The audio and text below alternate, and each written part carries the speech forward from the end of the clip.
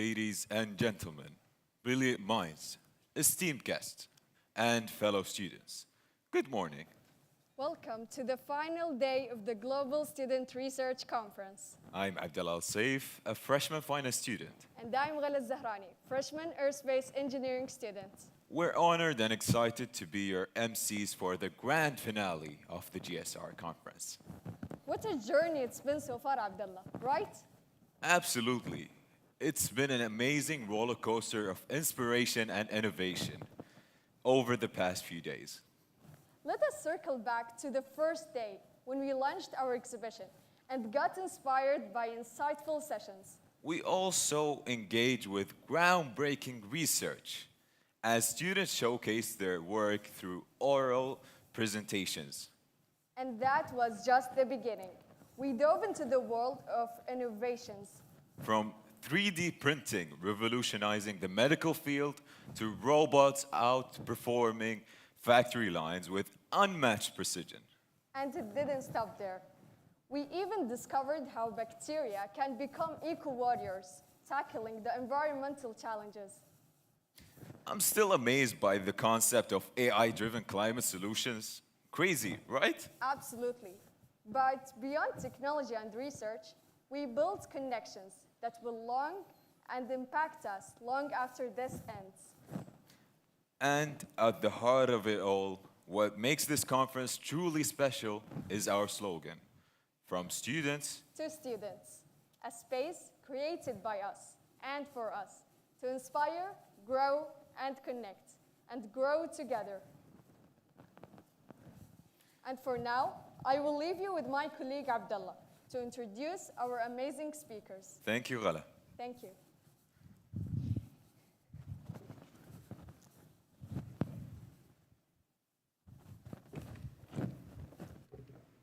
Welcome again to the final day of the Global Student Research Conference.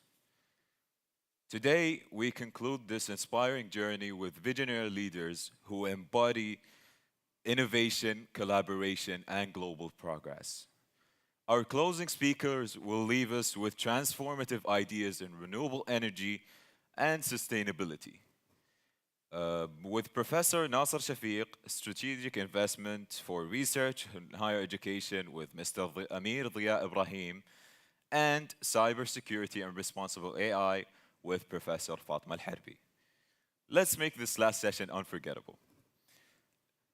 To kick off our final day of the Global Student Research Conference, we are honored to welcome Professor Nasser Shafiq, professor in the Civil Engineering Department at the University Technology Petroleum, Malaysia. His talk, Prospects of Renewable Energy, Resource Harvesting, and Storage Capabilities, dives into transformative ideas along with cutting-edge innovations like AI-driven grid management and blockchain-secured energy transactions. Let's start the day strong. Please join me in welcoming Professor Nasser Shafiq to the stage.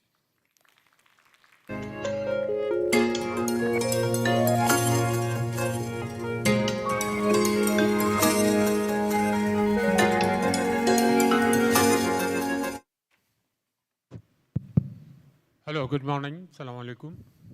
So, thank you much. And I'm presenting on to the, it is not purely technical, but it includes some facts, figure, and why renewable energy and how it is connected to the sustainability.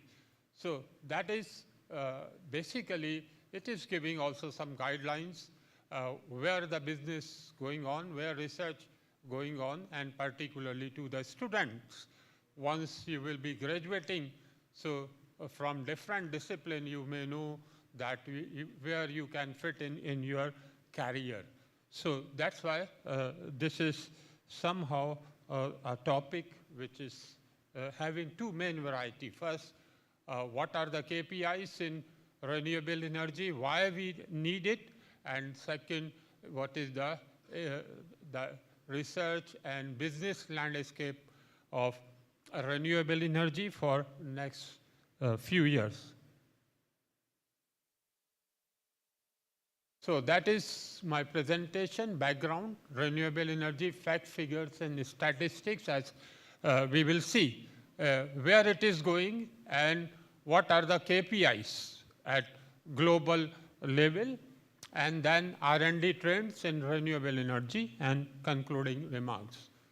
So, first question, why we are talking renewable energy, right? As you know that for living onto the planet, energy is the most important ingredient every day. Even in this room, we are using electricity. We came here by car, right? So we are using energy. And we know that we are having sufficient electricity. We have sufficient amount of petrol. So why we are talking other sources of energy?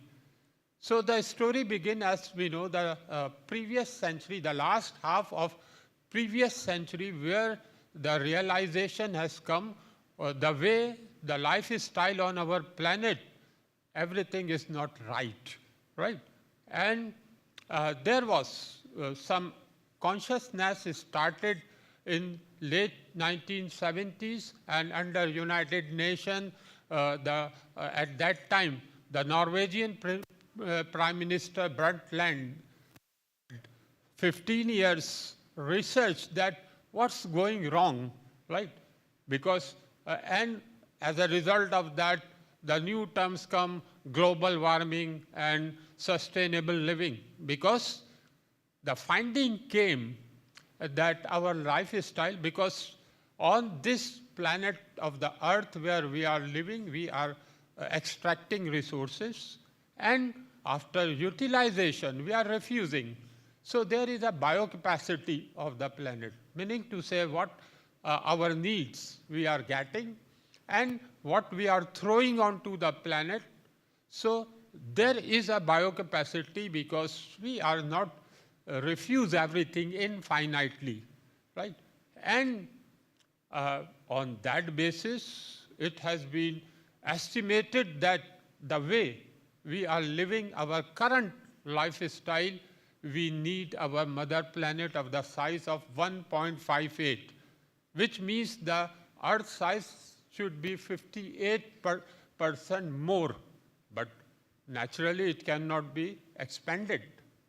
So there should be a blueprint, which Brundtland reports saying that living within the limits, right? Or blueprints for living. So a lot of efforts have been gone, and in the beginning of the millennium or this century, Millennium Development Goals were come. And this has been taken by the highest level, all the head of the states. They are sitting and every year, and they are looking the progress. And we have seen that whatever progress were going, but every year accounts were telling we are not moving forward. And in that way, we can say that 2015 Paris Convention was one of the strategic conventions where all the world leaders made the pledge, and they have come up to 17 goals. 17 sustainable development goals, and it is not the goals. There are full blueprint, KPIs have been set that short term by 2030, where what will be the role, 2050, which you have seen net zero carbon and that. So why I'm connecting in these 17 goals, so sustainable development goal number 7, it talks about renewable energy, because our current system of energy, which is sending more greenhouse gases to the environment, which is torturing ozone, and so on, global warming potential. And this sustainable development goal number 7, it says the key message is that ensure access to affordable, reliable, and sustainable energy for all. This includes increasing the use of renewable energy resources. So here is a word. It is saying that the research and effort should not be that you make energy source green, but it is reliable and affordable, which means all 7.5 billion or whatever number of inhabitants on the planet of the world. So this clean energy to be accessible to them. And they say the target, which means the logo of that ensure increase and double. So these three major targets have been set, which is ensure universal access to affordable, reliable, and modern energy services by 2030. Right? So this is one of the targets. So you are not doing research or business entirety where you are setting. So it should be, if not cheaper than the current grid energy prices, so it should be of the same price, so that can be affordable and 24/7 supply. Second is increase the share of renewable energy in the global energy mix by 2030, meaning now it is saying slowly the coal or the fossil fuel energy will go down and about 70% to reach renewable energy mix. And third is double the global energy efficiency improvement rate, which means whatever we are, because we generate at somewhere and we send. So there are a lot of losses, right? So these losses also matter over there. So the system, how you are transferring energy, you are distributing energy, so it should be the highly efficient, right? Because there is nothing idealistic. So these are the goals set, and based on that, the whole world is working. And in the way we have seen, there are challenges. As all the SDGs 17, what were the aspirations? As they have first 2030 KPI set and 2050, which is net zero carbon, and end of the century, at the beginning of 21st century. So these are some of the challenges. 1 in 5 people still lack access to modern electricity. Right? We are saying affordable and accessible to large extent.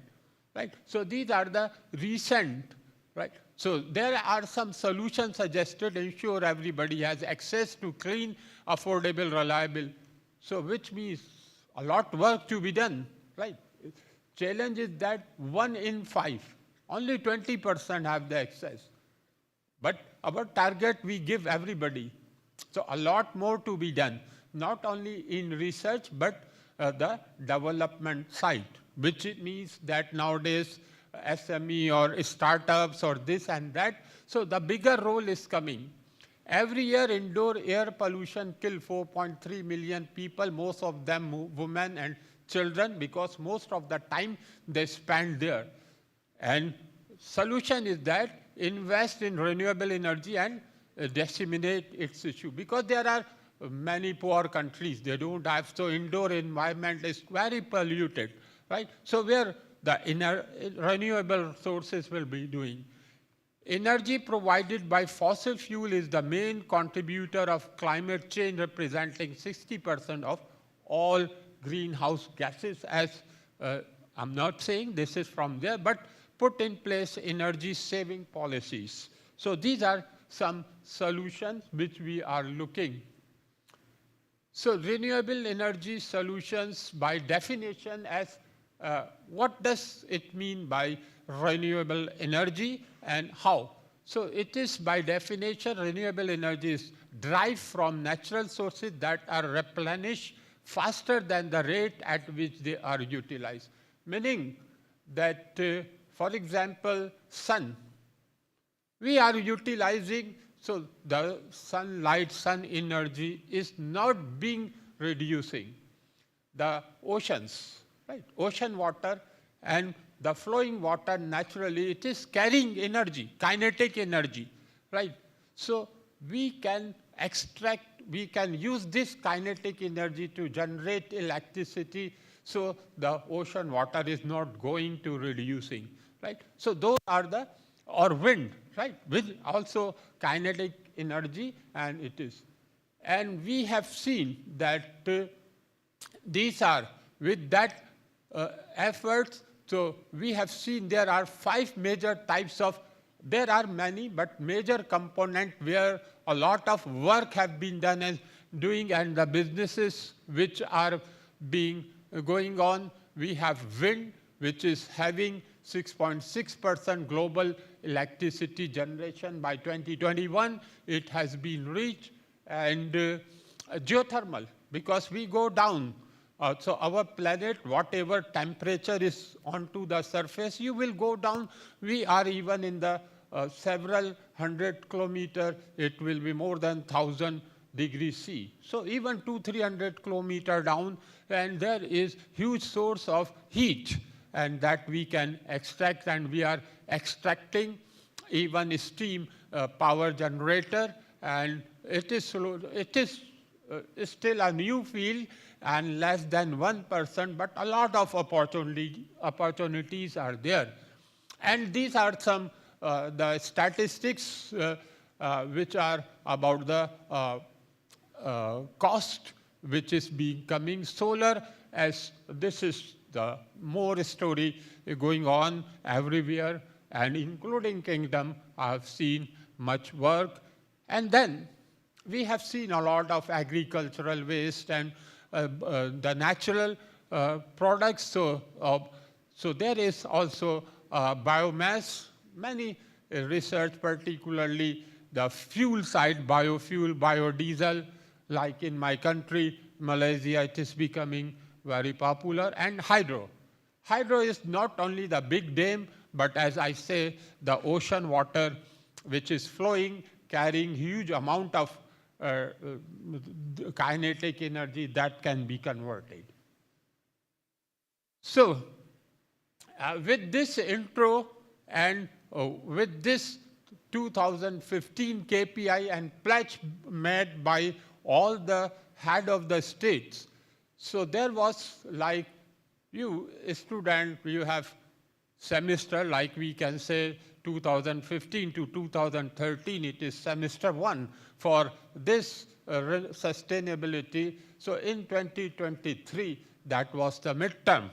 And in 2023, the annual conference, which is COP28, where all the head of the state met in Dubai, December 2023, halfway of 2030, to look what is the progress on 2030 KPI, all 17, and what is the progress here of SDG 7, which is about the renewable energy. So COP28, UAE, and nearly 200 countries made main collective pledge at COP28 to keep within reach the Paris Agreement target of limiting global warming to 1.5, and at COP28, positive steps were taken with the global renewable and energy efficiency pledge,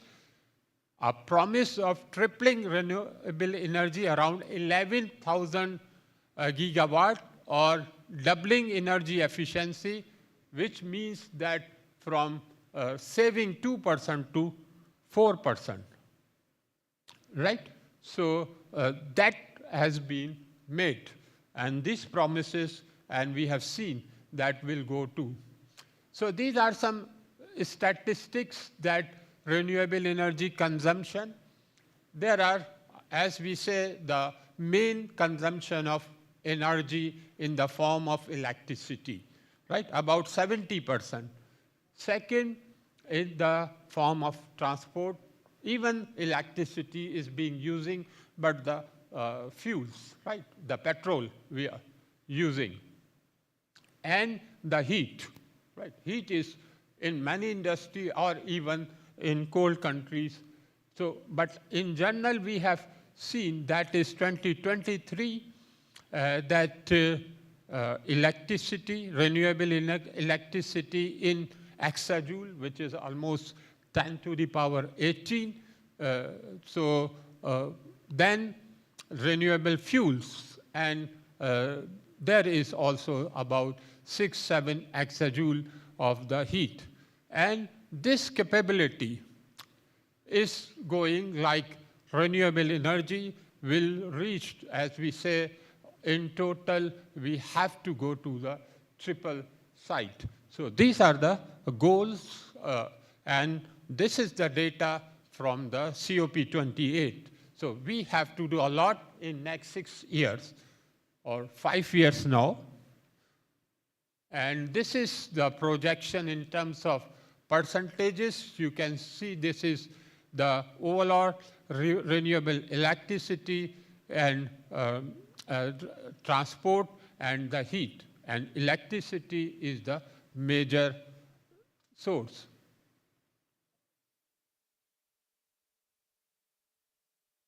So renewable energy, electricity, global electricity generation is forecasted to climb over 17,000 terawatt hour or 60 exajoule by 2030, an increase of almost 90% from 2023 level. In 2024, solar PV and wind generation together surpass hydropower generation. This is the recent report I have taken.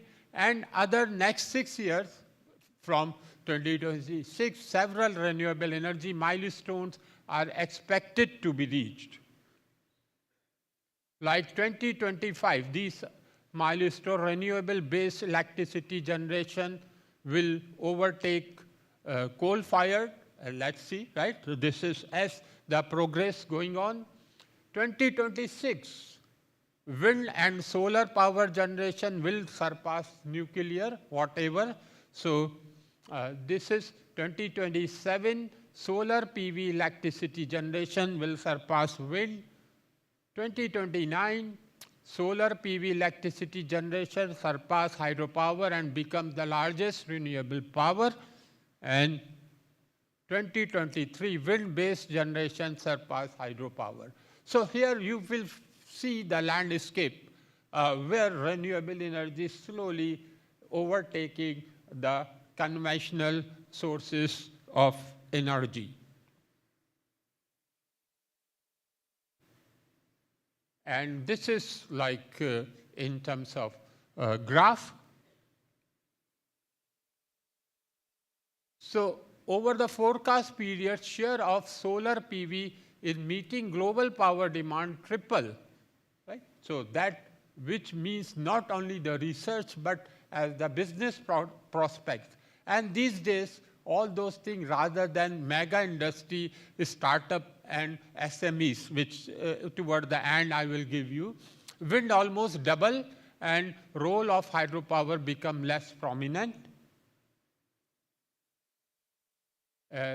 And renewable energy for 2050, as I say, in 2015, there are many KPIs set, and in the all the media everywhere, now you would have heard about, previously it was carbon neutral living, but it is now called net zero carbon, right? So there are the basic difference. Before I say carbon neutral was that whatever you do, you cannot produce carbon, right? It was considered carbon is bad thing.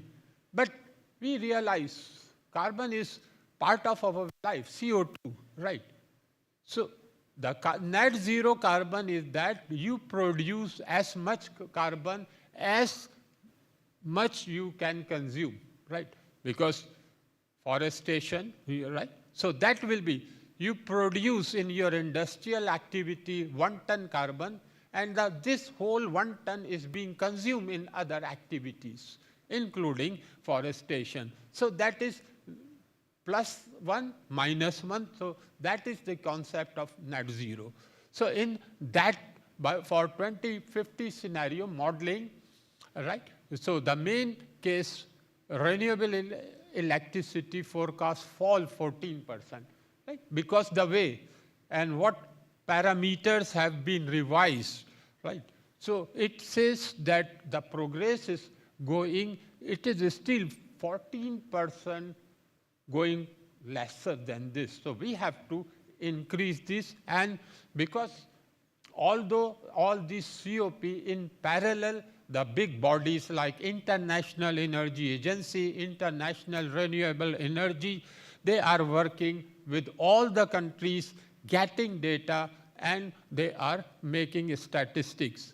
So for this, not only 2030, but the progress of achieving net zero carbon from the renewable energy side. So these, again, solutions are also coming, and the key challenges hinder faster renewable, and that should be addressed, which is policy uncertainties and implementation challenges involving financing, permitting, social acceptance, and grid integration remain significant obstacle, which means where the more holistic work to be done. Addressing these issues will require enhancing policy framework and regulatory environment to mobilize private capital more efficiently, right? Because as business prospects, so the capitalists, financiers, they will come and they will invest more because to achieve this KPI, these are the business prospects and whatsoever. So that was in electricity. If we will talk about transport industry, as you can see, EV car or the fuel cell, hydrogen fuel, this, that we are looking. So in the next 6 years, because it is from the last years, renewable energy demand in the transport sector is set to increase by 3 exajoule, the 1.5 exajoule increase of which was done in from 2017 to 2023, which means double the demand. Growth also become more diverse with renewable electricity, which means, as we have seen, more EV car, like European Union Automotive Council, they have come by 2030, they will be having all the green cars on the transport, aviation, biofuels, marine biofuels, hydrogen, and e-fuel emerging to complement increased biofuel use for road transportation. So these are the prospects, right? Not only for researchers, academicians, also students, where you will be having your career prospects and the business entities.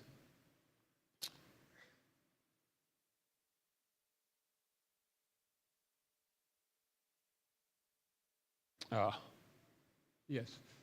So this is like over there. So more clearly we can understand through the graphical representation. So as we see that this is at the left side, the first 6 years, 2017 to 2023, and we have seen the much energy we were getting, roadside biofuel, marine, and so on. And these are the targets where more is on renewable electricity, which means that there will be more transportation based on the e-car or e-transport, right? As in next 5 years or 6 years until 2030, we will be looking.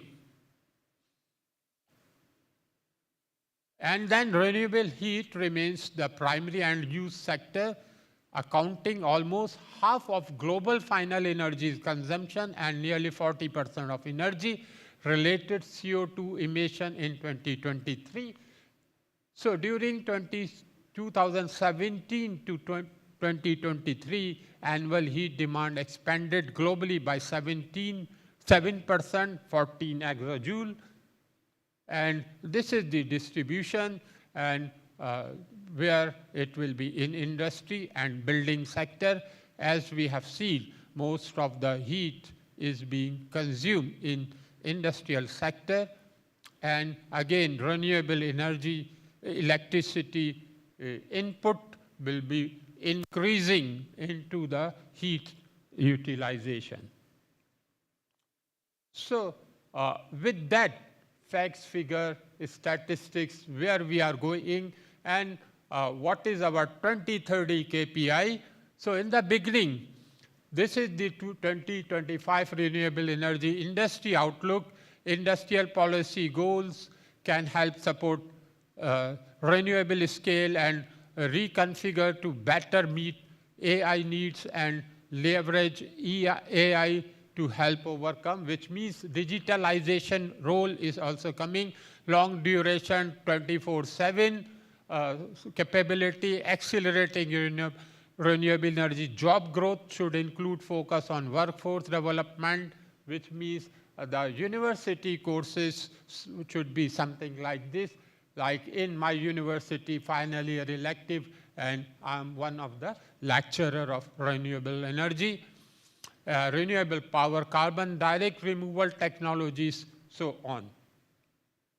So with this first part, second part, we are looking the R&D and business of the top 10 from 2025 and onward, which is going. And that data I have taken Start US, which is collecting the startups, right, and the business, because ultimately the research and development is translating in the form of product. And that is over here.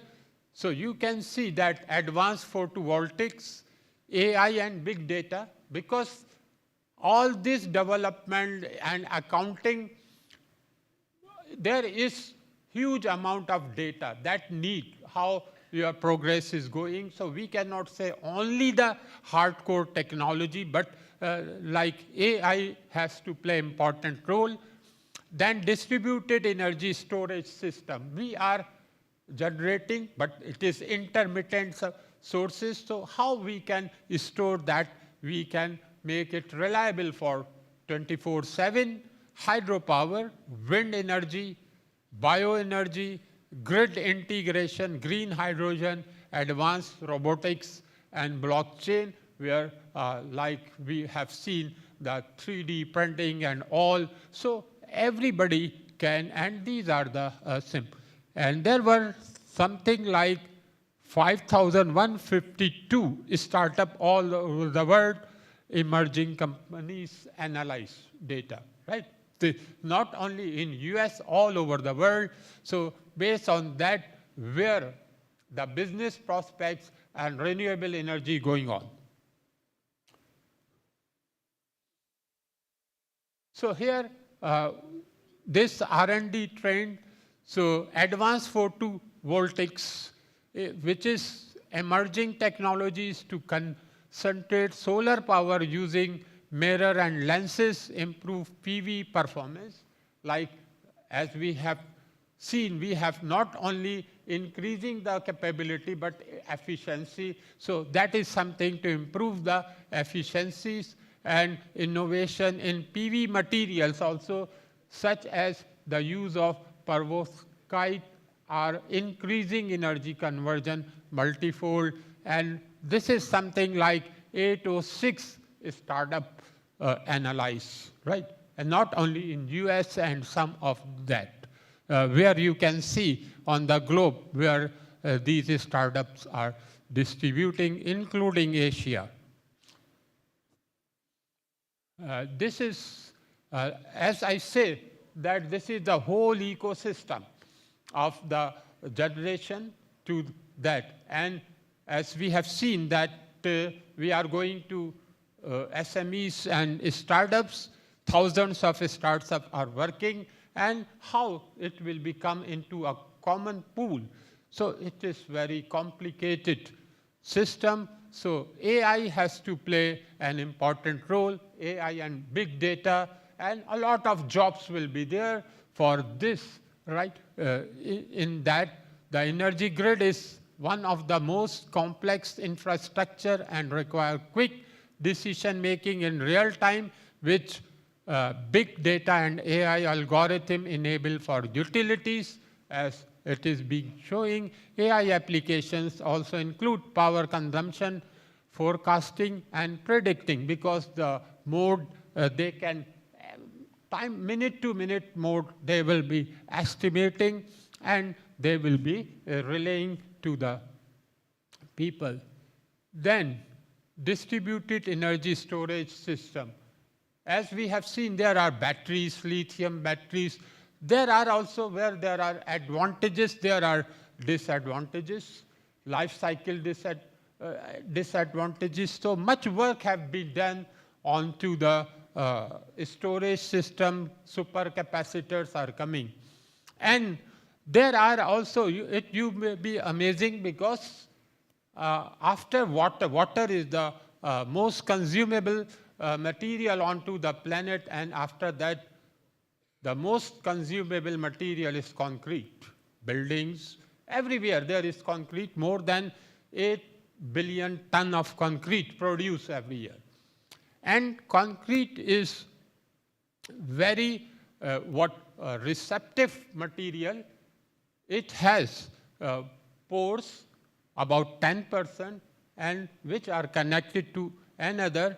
So about 2 years ago, researchers at MIT and some other universities, including myself, so we thought that because concrete itself is a poor conductive material, so if the concrete pore, connected pore, we can fill with highly conductive material like carbon black and so on, so we can, at one side, your concrete, your house roof, your foundations will become the source of energy storage.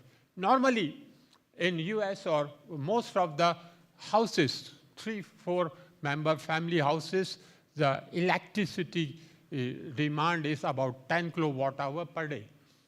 And the amount of concrete, roughly 45 to 50 cubic meter concrete is being used. It has the capability that it can store that much energy.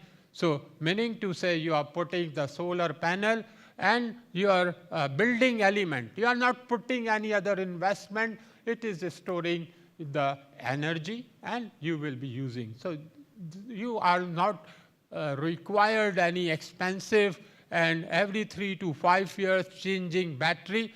Your building elements or your concrete elements are not the dormant or dead element, but they are storing energy for you.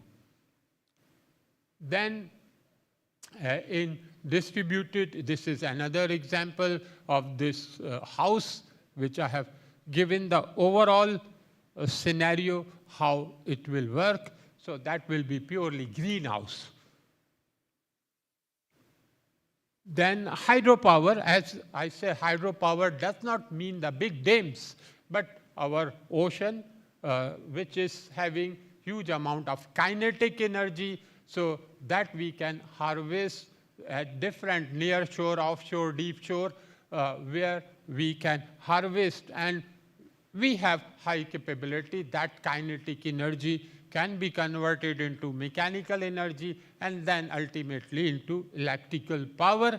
So the innovation focus on energy conversion and component improvement, ocean thermal energy, because again you will go every 100 meter, you will go down, temperature will go down by 1 degree. So about 1 kilometer or 2 kilometer, you have the good thermal gradient, and people have been also harvesting energy, ocean thermal energy conversion, harness energy through the thermal gradient. As I said, some people also have done salinity gradient form due to the osmotic pressure difference between seawater and river into usable energy.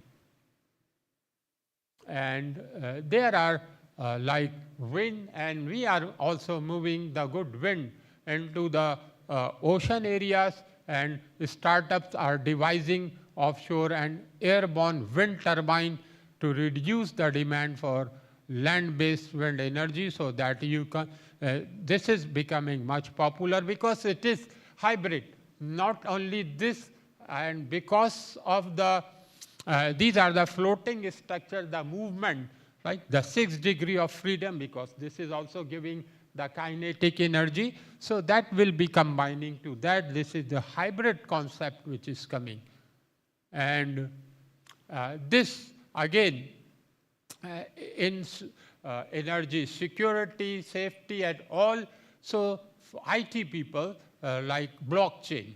So blockchain has the good prospects in renewable energy ecosystem, right? Where company role, as you can say, you are working here like in universities, research student, and you have developed your startup. And how you will bring to the overall pool. So blockchain will help you. So those of you are in IT and working on blockchain, you can find your career prospects in renewable energy as well. Energy startup utilize, there are many blockchain technology to advance trusted transaction in the renewable energy sector. Grids are vulnerable to cyber threats, and blockchain encrypts the data associated with grid operations and monitoring. So, and these are some landscape I have given to you, and then I can conclude on to the prospects of renewable energy is that the renewable energy development and adaptations are encouraging, and as because it is taken up by the higher level, all the prime minister, presidents, or head of the states, they are meeting every year, and they are taking that we have to, because as I say, we have to go to the backward rather than 1.58, which we say Earth Day every year, which is supposed to be on 31st December, but we are having Earth Day in August, right? Which means we are consuming our lifestyle by end of August. And after August, we are pressurizing our planet, right? So that if we will not work holistically, so if it will go, so there will be environmental disaster by the end of the century, right? Maybe as Stephen Hawking was saying that if not done by 2030, 2040, no life onto the planet, right? So that is our duty, and we have to do. Indicators show growth potential, and concerns about climate change are the main driving force. So we have to take, and key challenges exist, especially addressing energy storage, grid integration, and the variability of some sources like solar and wind due to weather dependence. Despite this, technological advancements are making renewable energy more cost-effective and accessible across various regions. So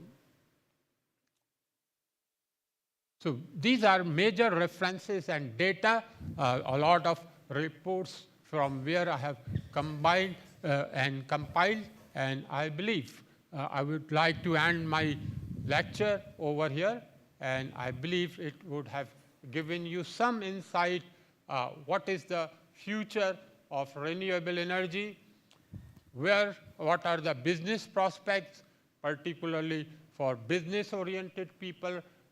Here, as I've seen, the business ecosystem, the startup ecosystem. So what much potential as the statistics are there, and to the student, most importantly, as you arrange this, you are the leader, and you will lead after graduating. So you can find from which discipline you are, so where you can fit in into that. Either you are from engineering background, you are from IT background, or you are from business, finance, and accounting, economics background. So with that, thank you very much. Thanks for your listening.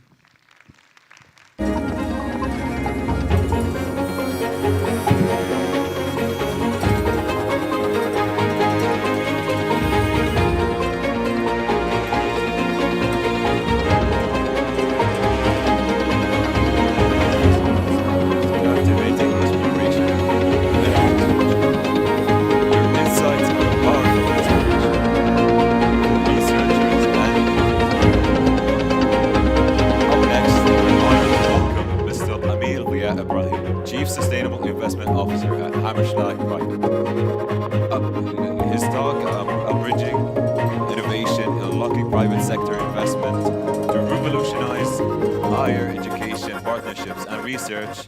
We'll explore how private sector funding can drive transformative change in academia-industry collaborations, focusing on high-impact areas like AI, sustainability, and e-tech. Everyone, please join me in giving a warm welcome to Mr. Amir Ria Ibrahim.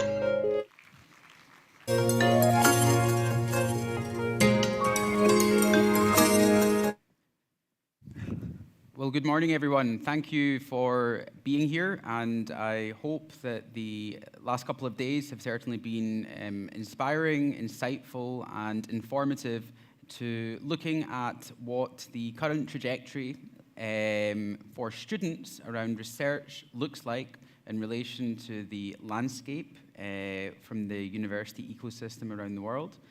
And my contribution to this forum will examine what the role of the private sector will be in the coming years in advancing university-led research and development. So, as mentioned in the introduction, I lead sustainable investments at Hammerschlag Private, an investment firm headquartered in New York. Our firm invests in a diversified range of assets, including infrastructure, funds, and other alternative investments. And we have a specific mandate to look at advancing sustainability through our investment thesis. And a lot of the opportunities that we see presented to us within this realm often require further research into R&D, or research and development, that is largely channeled through universities and other research institutions. So,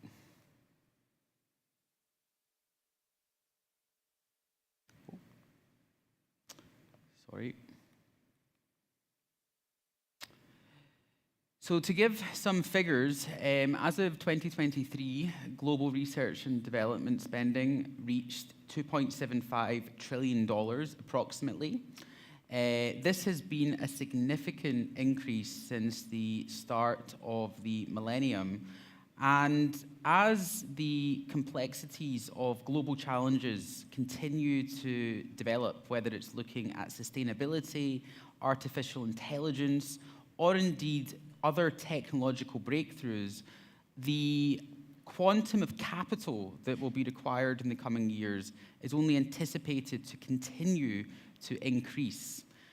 Historically, universities have worked very closely with governments from around the world, and indeed we have seen a lot of public sector and governmental funding go into advanced research and development that has often been in alignment with industrial policy within particular countries. So for example, here in Saudi Arabia, historically there has been significant investment into R&D concerning energy, as the economy here has a very, very large segment of its industrial focus focused around energy.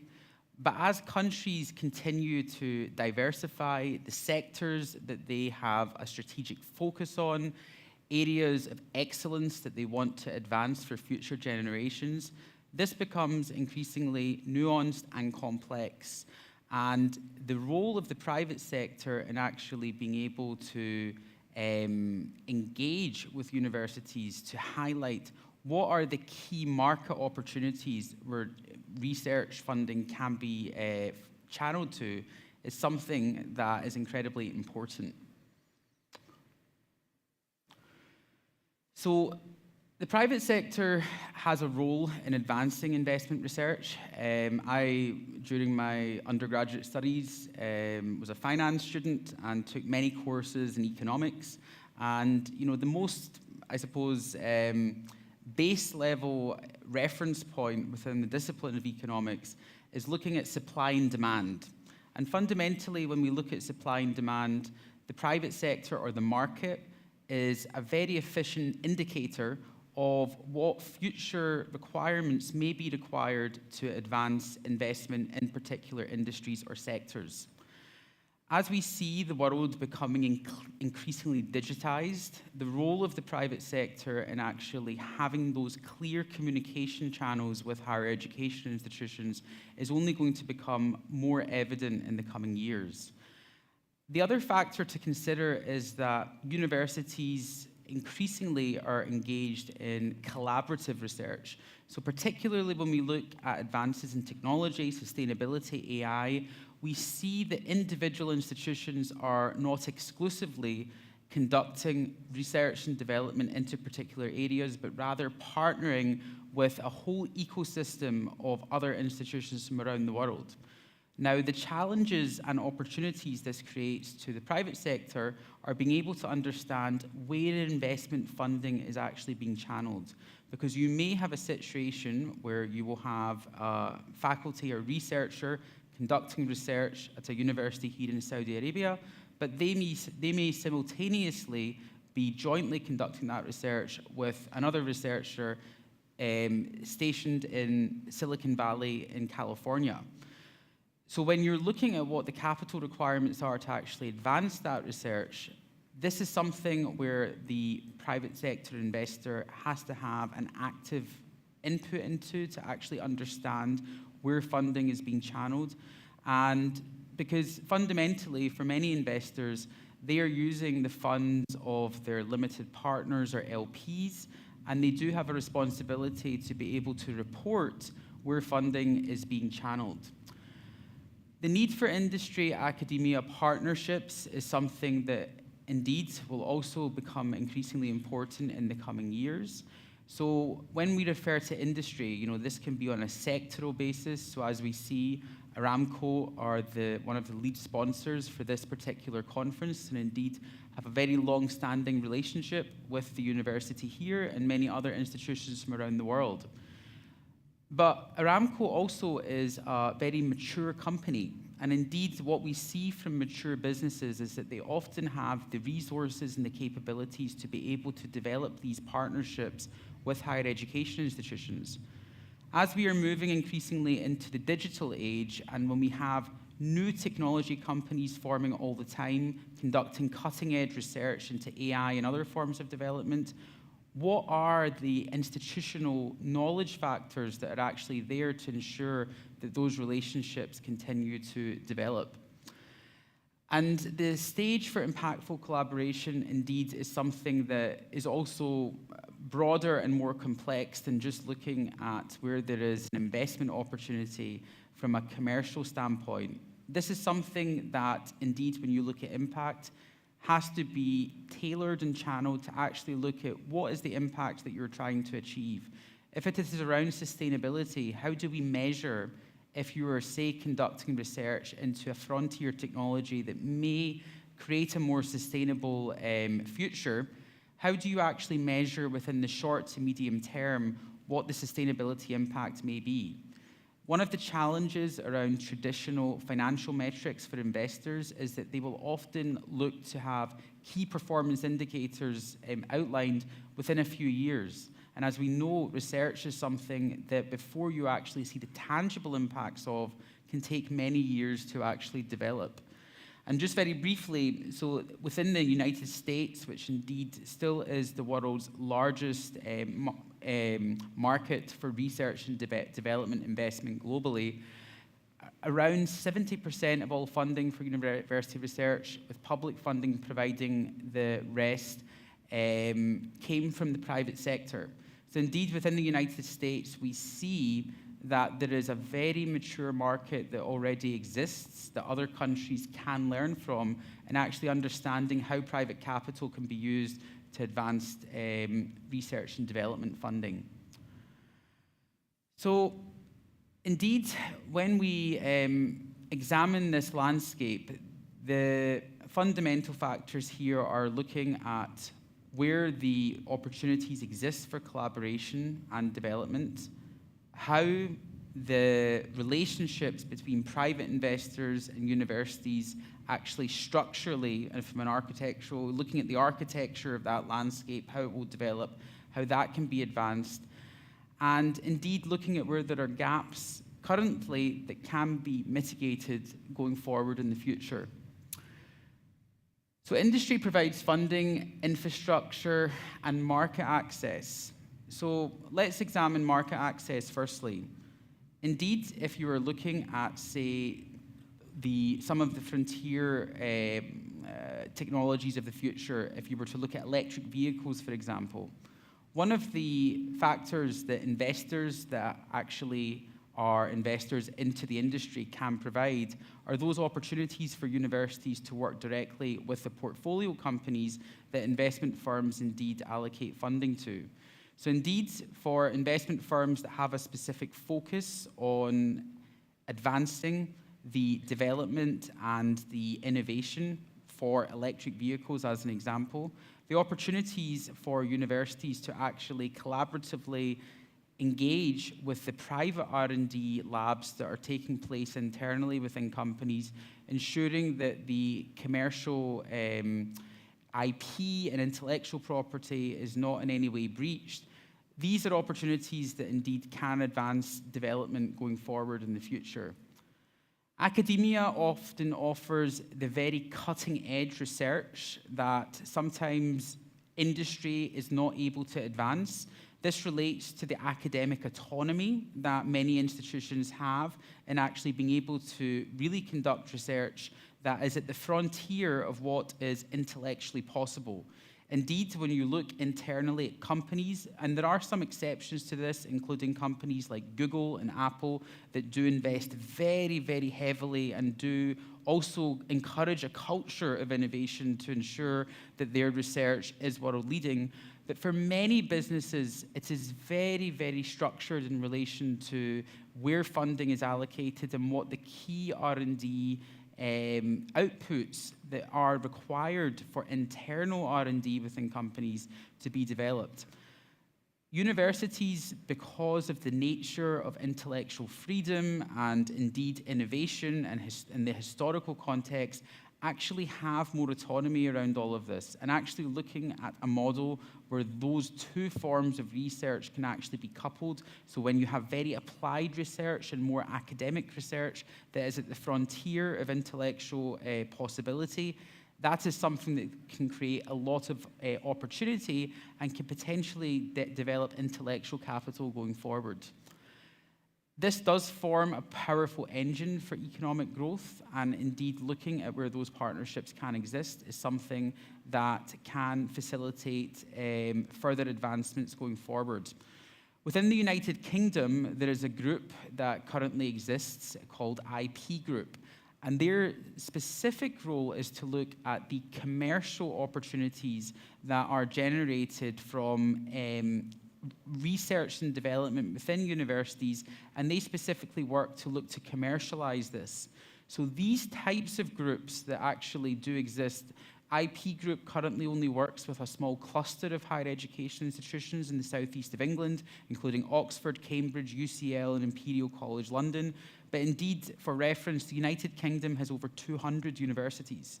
So this actually, in looking at the landscape, even within the UK context, is still a very small segment of the total market.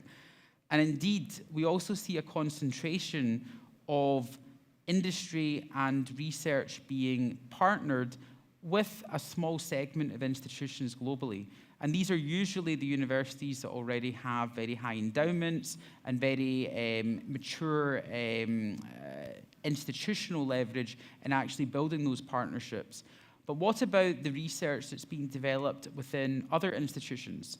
Some of that is not being engaged with the investment and private sector community, and this is something where there certainly are gaps that can be improved in the future. Nearly 3/4 of innovations in the tech sector originated from academia-industry partnerships. So this was a statistic that came from a few years ago, and indeed looking at the role, I mean, if you look at Silicon Valley, where did Silicon Valley originate from? It originated from Palo Alto, which around 40 years ago did not have very much there other than Stanford University. For anyone that's traveled to Palo Alto, you will see that it is a rather sleepy part of California where you have some residential communities, and then you drive past a cluster of tech companies, and then you have Stanford. But before this tech ecosystem existed, and we are talking only within a few short decades, all that was there was really a university. That was the engine of growth and development there. So it's very powerful to actually understand how universities can play a very material commercial role in actually advancing and creating industries of the future. If you look at most of the world's financial centers and economic hubs around the world, they are often in capital cities, where, again, there's a concentration of universities. So this is not accidental to actually look at what are the engines of economic growth within economies, and actually looking within the modern age, the digital age, the age of hybrid working, whether you're working from home or whether you're physically on a campus or within a workplace. The nuances around all of this are changing in relation to how do we measure the economic impact of universities and R&D going forward.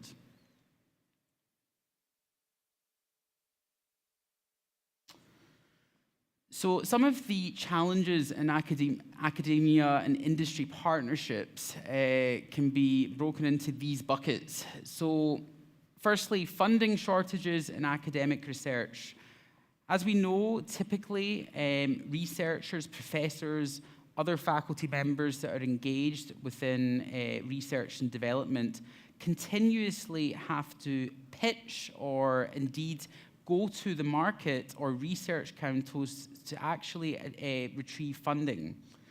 This is something that is still quite an arduous process. It's very bureaucratic, and if you ever speak to anyone within the industry, they will tell you that a very significant amount of their time is actually spent making these funding applications annually. Is this efficient? Indeed, if you are looking at the most cutting-edge research and looking at this somewhat bureaucratic process, is this something that is actually efficient in advancing the research that is going to be required to lead to the next frontiers of human ingenuity and innovation? There are questions around this, and I think that certainly this is something that has received significant criticism from members of the sector for many years. And it's not something that has actually dramatically changed. If you look at the funding applications, say, from 20 years ago, the processes and the questions that are asked and the committee requirements to actually review funding applications, this is actually a process that has not innovated in and of itself, and something that certainly can be reviewed for the future. There are at times misalignments between research goals and industry needs, and this is where the importance of that relationship between representation from the private sector and indeed universities is so crucial. For academic researchers, the goals of the academic community, research councils, or individual institutions may not be directly aligned with the market. Sometimes the market also, in relation to widely public knowledge on what the new technologies of the future may be, that is something that is not disseminated to the academic community. So for example, when Apple were looking at innovating and developing the iPhone, in 2005 or 2006, before it was released in 2007, what were the engagements with universities during that time? They were probably limited, and that relates to the fact that intellectual property and sensitive research and development and funding into new technologies is something that indeed is often treated with utmost secrecy. But the collaboration opportunities with universities is something that cannot be discounted. And indeed, it's something where the structural relationships that can exist between industry and HEIs can actually be advanced in the future. And indeed, looking at commercialization difficulties for academic innovation, this also relates to the context around where there may be opportunities to commercialize research that may not be currently commercially opportunistic, but may be opportunistic in the future. If you look at artificial intelligence, which anyone who opens a news app on their phone will probably struggle to not find one article related to this currently, it is actually incredibly recent that this has been a commercial opportunity for the market. Artificial intelligence research has actually been conducted for decades, and universities have often had to absorb the costs of this research into this very innovative technology. But indeed, it is only recently through the advancement of the accessible B2C technologies such as OpenAI that we have seen the commercial opportunities really start to flourish. But again, the commercialization difficulties for academic innovations is something that does have to be considered when industry is taking the intellectual property that has been advanced over many years, and what is the payback for the innovations that are being researched before they actually go to the market, but while that work is building up. One of the challenges, particularly if you look at artificial intelligence, AI research, is looking at where there are actually commercial opportunities. We see currently that the two leading countries in advancing AI are the United States and China. And they both have very different models over how they fund research into this technology. So within the United States, it is largely private-led, and we've seen that from industry. Even the investment and the research funding that has gone into universities has largely come from the private sector. Whereas in China, we have seen much of this funding come from the government. Which model is more efficient?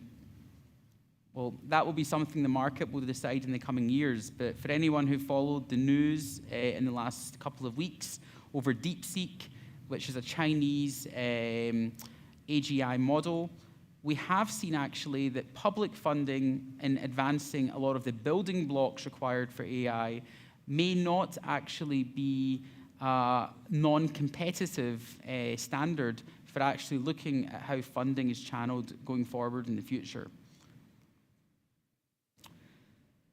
So the emerging opportunities within key sectors, and indeed there are a plethora of these, but to actually reduce these down to a few, AI, sustainability, healthcare, and deep tech are ripe for innovation. So indeed, I've already spoken to AI. Around sustainability, indeed, when we look at the new energies of the future that are actually going to drive our economies, the research into this is something that will continue to be required, and it is something that is also substantially capital intensive. So ensuring that those funding structures exist and ensuring that those relationships exist between the companies, the energy companies that are advancing the new energy distribution of the future, and indeed universities to be able to undertake this research is something that will be required. Healthcare, again, is something that is incredibly complex, and actually looking at the advancements in human longevity, ensuring that chronic illnesses can be mitigated in the future. These funding models are just as complex often as potentially the research that is being conducted within this area. Now, why is this? When you look at healthcare, there is a lot of debate around what is a public good and indeed what is a commercial opportunity for the market. The pharmaceutical industry typically will hold patents for a decade, and that's a global standard in relation to pharmaceutical patents. And as a result of that, when a company such as Pfizer or AstraZeneca are maybe going to invest $1 billion into actually finding a new drug for mitigating a particular illness or disease, they're able to actually project what the cash flows will be over the period that they're able to charge a substantial premium after the patent elapses and then a generic form of a drug is formed. But for other forms of healthcare, this is potentially more complex. When we look at treatments, for example, how do you create IP around a treatment method? Indeed, this is something that can be questioned. And looking at the role of public funding so as to whether we recognize healthcare as a public good and indeed private funding, sometimes the mismatch in relation to what the objectives are, whether it's to attain profit or whether it's to actually just advance the standard of healthcare provision going forward as a public good, can come into contention.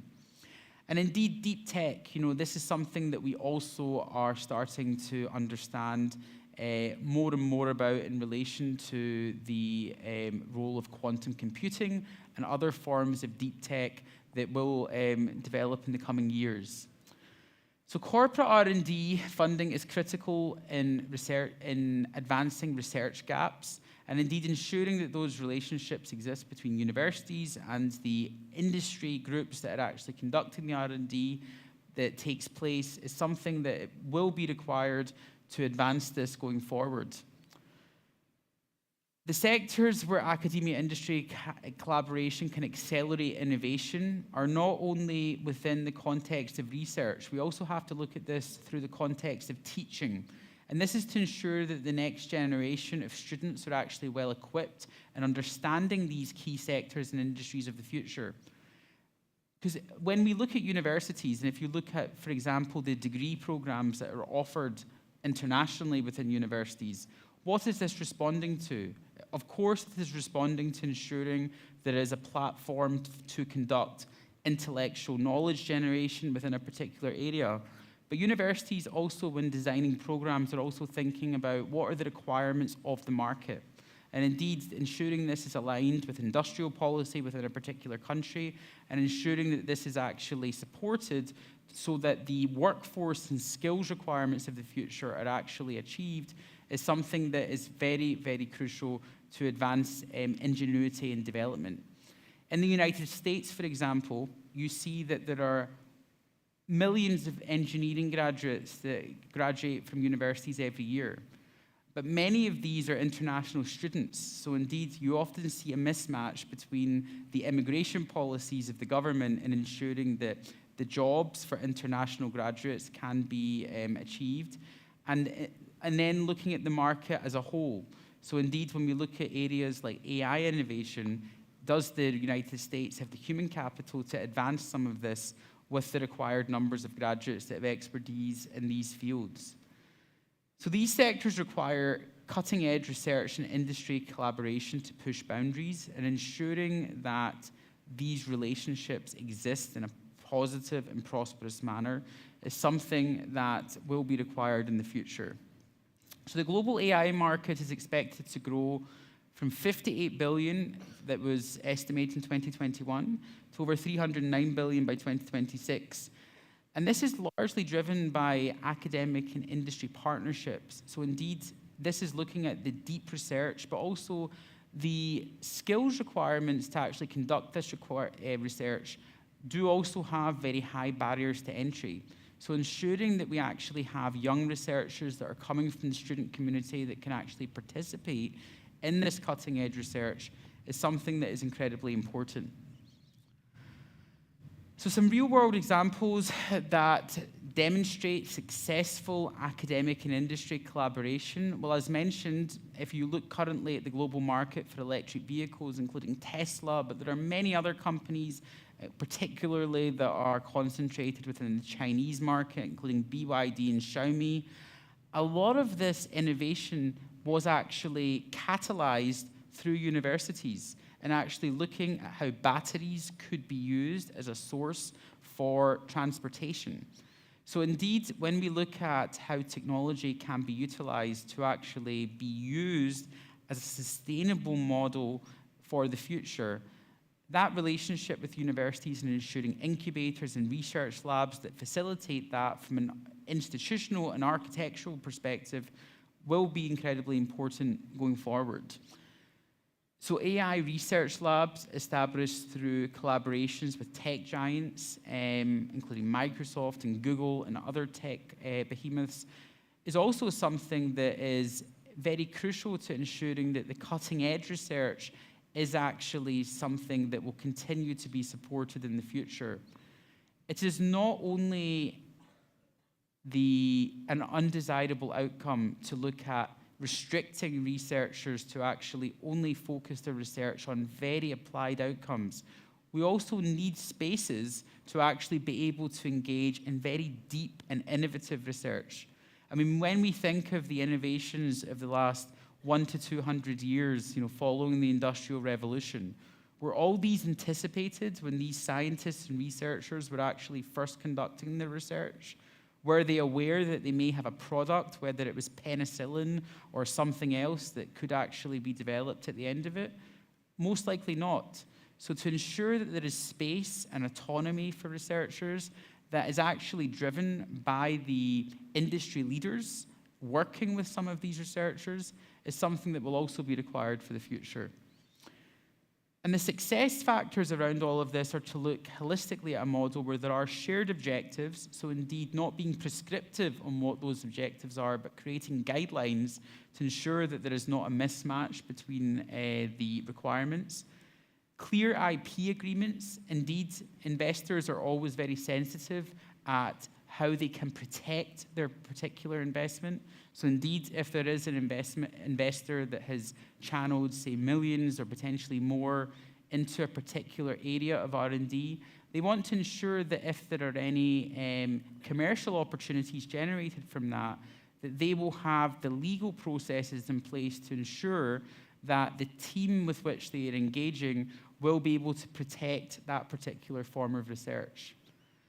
And this further requires a long-term commitment and partnership. These are not short-term relationships. Indeed, when you are looking at innovation and R&D, this is something that is multi-year. So ensuring that there is a structure that exists where it is not only between individual people. So indeed, you do not want to have a scenario where you have an individual investor coupled with a researcher on a specific project, because fundamentally, you want to create a sustainable institutional relationship so that even if there is a change in the people that are actually driving this, the institutions and the private sector firms that are partnering together can still continue to collaborate, even if the individual participants may change over time.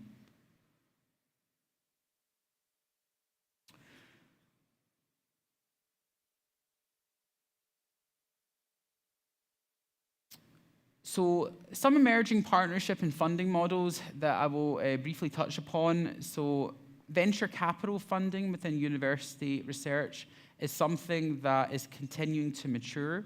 The VC industry actually, up until just a few decades ago, was a cottage industry globally. It has now become very mature, institutional, and advanced. And ensuring that correlates with the relationship with institutions, whether it is actually universities being able to demonstrate new innovations through demo days, etc., that are within the technological context, or other forms of innovation demonstration, are incredibly important.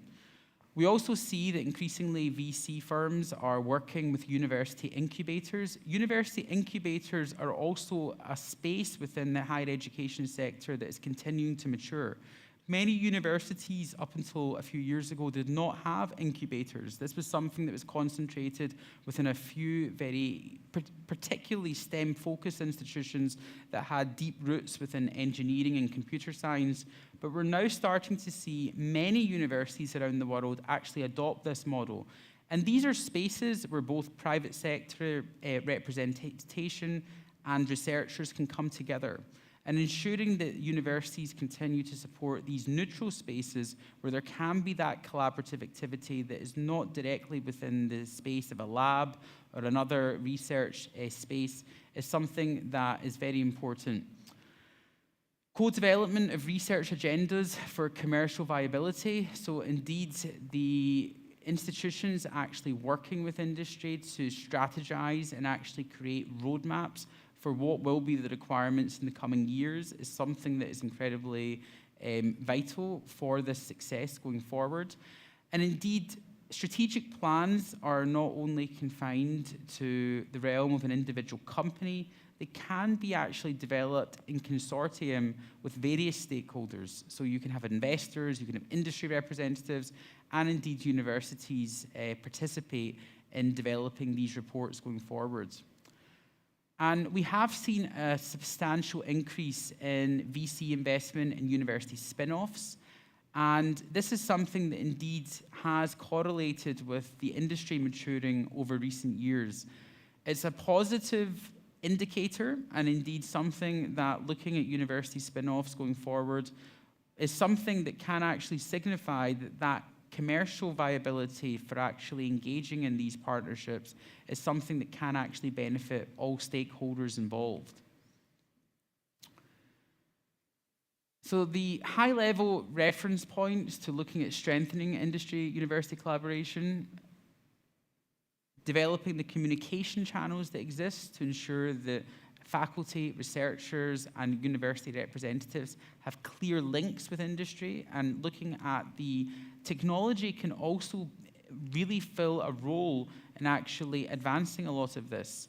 So indeed, many of the people in this audience may have a LinkedIn profile, for example, but indeed when we look at these social platforms, what are the opportunities to actually develop platforms where industry and university can come together and actually profile each other to understand where there are matches is something that could actually be very prosperous for all involved. Encouraging open innovation and collaborative research is something that indeed we've already touched upon. And ensuring that there's a culture of trust and transparency is also something that's very important. This is something that indeed also looking at the cross-border context will be increasingly important in the coming years. If you look at artificial intelligence as an example, it's a technology that also has implications around national security and other forms of sovereign interest. So ensuring that the research that is conducted and the investment, particularly when you're looking at international stakeholders from potentially other markets engaging with these processes, ensuring that this is in line with the sovereign requirements of a particular country, so that intellectual property, there's no intellectual property theft, and indeed any national security concerns can be mitigated, is something that is also very important.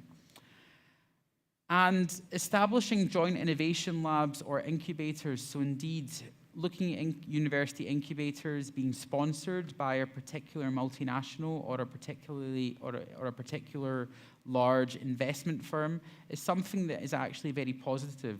This can create some credibility in relation to branding. So indeed, if a university has co-partnered with a very reputable large company, this is something that can indicate to the market that there is a very strong relationship and partnership that exists there. So if it was, say, with an energy company, this may indicate to other players within the sector that there is a very established relationship there, and there is obviously a reason why this particular organization has invested so much to partner with this institution. So this is something that indeed can be considered, and it's something that, again, as university incubators around the world become more mature and developed, we are seeing over time.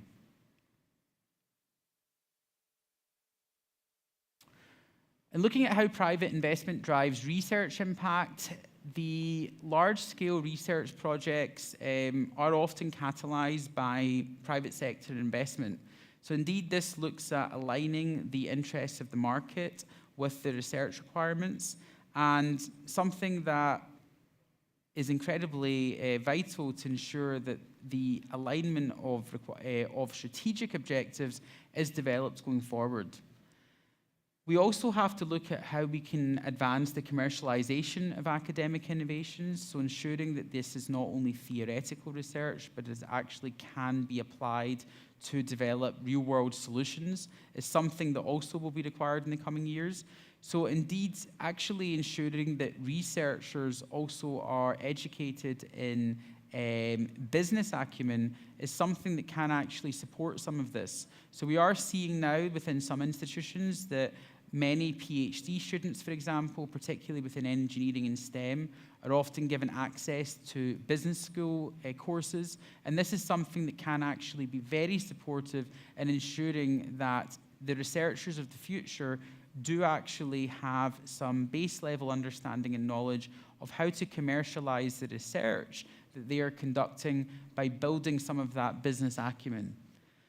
And new opportunities and technologies, well, again, we have already spoken somewhat about this, but ensuring that the new innovations are aligned also with the local and regional economies is something that is very important.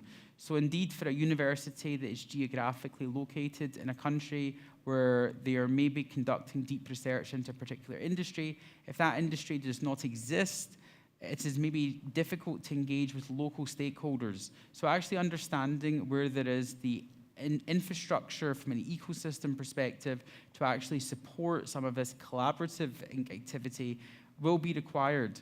But indeed, within the digital age, this is also slightly less imperative over time, because it is possible to create digital innovations without directly having close geographical proximity to the companies that are going to advance this.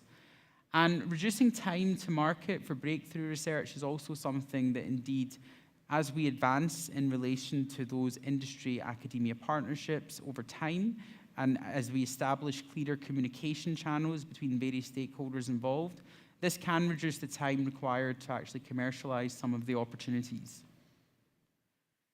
So I would like to say thank you so much, and I hope this has provided some insight into the opportunities, the challenges, and potentially where there may be new forms of breakthrough development to actually examine how industry and the private sector investment can actually be coupled in the future to advance some of this R&D.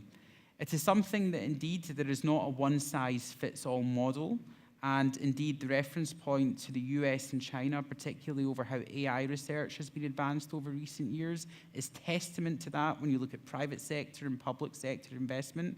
But indeed, capital will always be required, and ensuring that there is a sustainable and positive distribution channel for that capital to be levered into universities and into research and development for the future is something that is a proxy that will not be removed.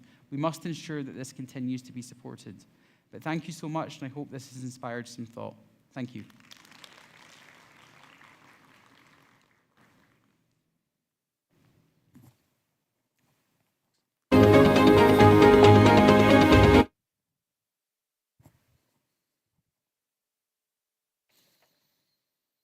Thank you, Mr. Amir, for your dynamic vision on empowering research through strategic investment. As we approach the final moments of the Global Student Research Conference, it's an honor to introduce our last speaker of the conference, Professor Fatima Al-Harbi, Assistant Professor at the University of Taiba, recognized as one of the top cybersecurity women in the world and KSA's Global Ambassador of AI. Her talk, Advancing Cybersecurity and Responsible AI, Current Challenges and Future Directions, her insights will be a guiding light for us in considering the responsibility that comes with technological advancements. Let's give a warm welcome to Professor Fatima Al-Harbi.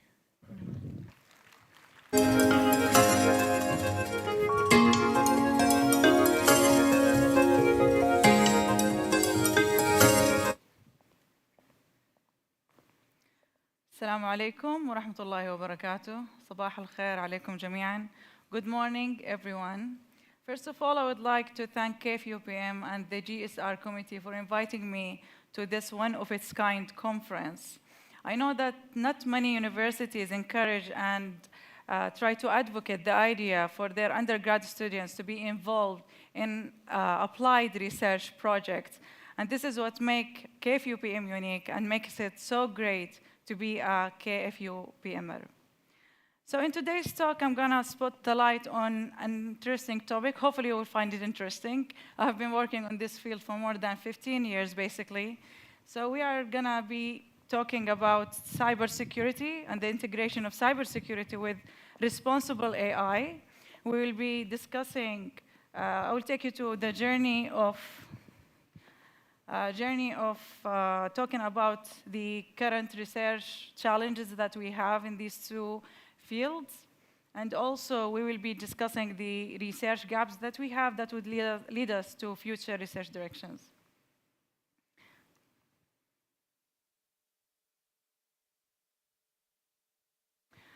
Okay, so as we all know, the AI has become a key technology in basically every enterprise IT toolbox.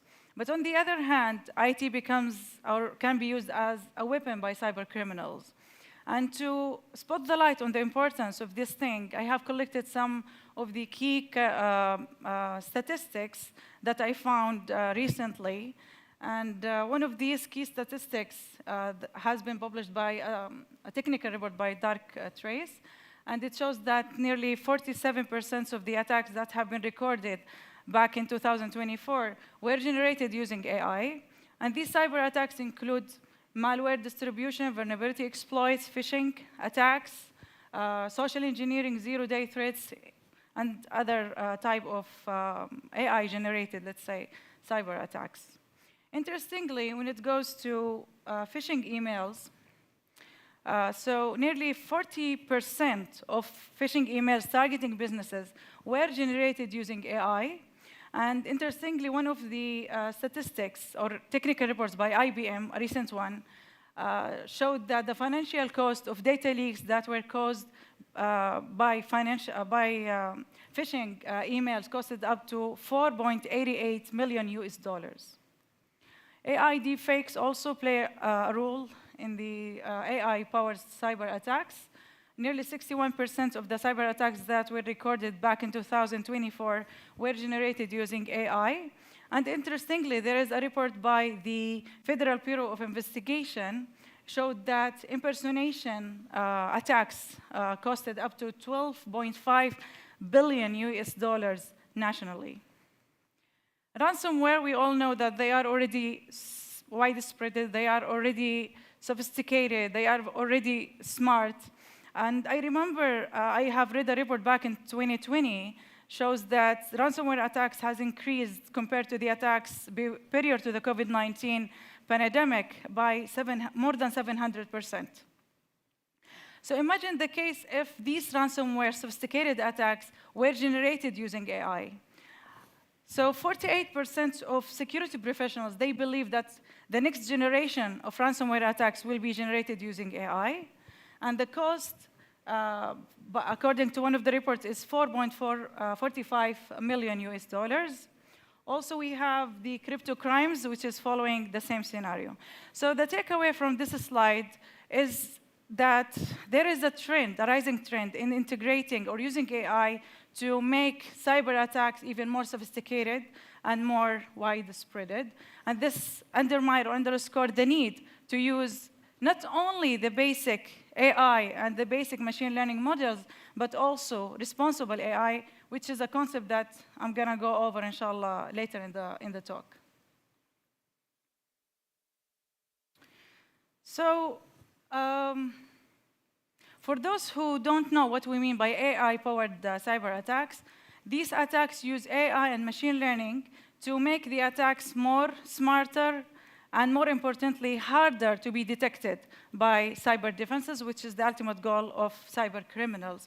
So basically, these attacks try to learn and evolve to avoid incident detection by learning from past defenses and also from changing their approach.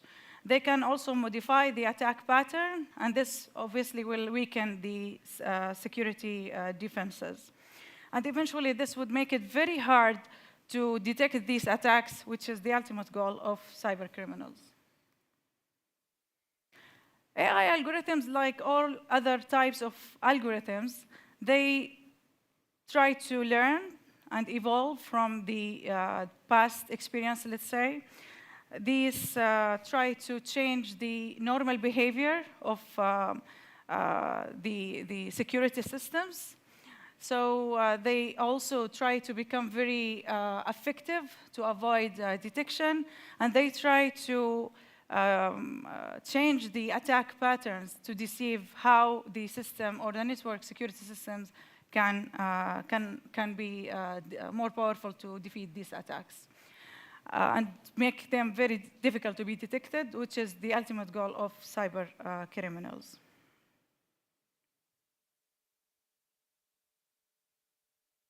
So I think with no doubt, we all agree that we need AI with cybersecurity for many obvious reasons, as shown here in this figure. So we need AI-powered solutions for cybersecurity to generate normal behaviors, and this for sure will provide advanced threat detection and system monitoring. We need also AI to enhance the defense strategy and the defense accuracy. We need AI to implement proactive defensive approaches, such as generate AI-powered attacks to train the model, then to defeat these AI-generated attacks. We need also AI to identify any zero-day exploits or zero-day threats, in addition to many other obvious reasons.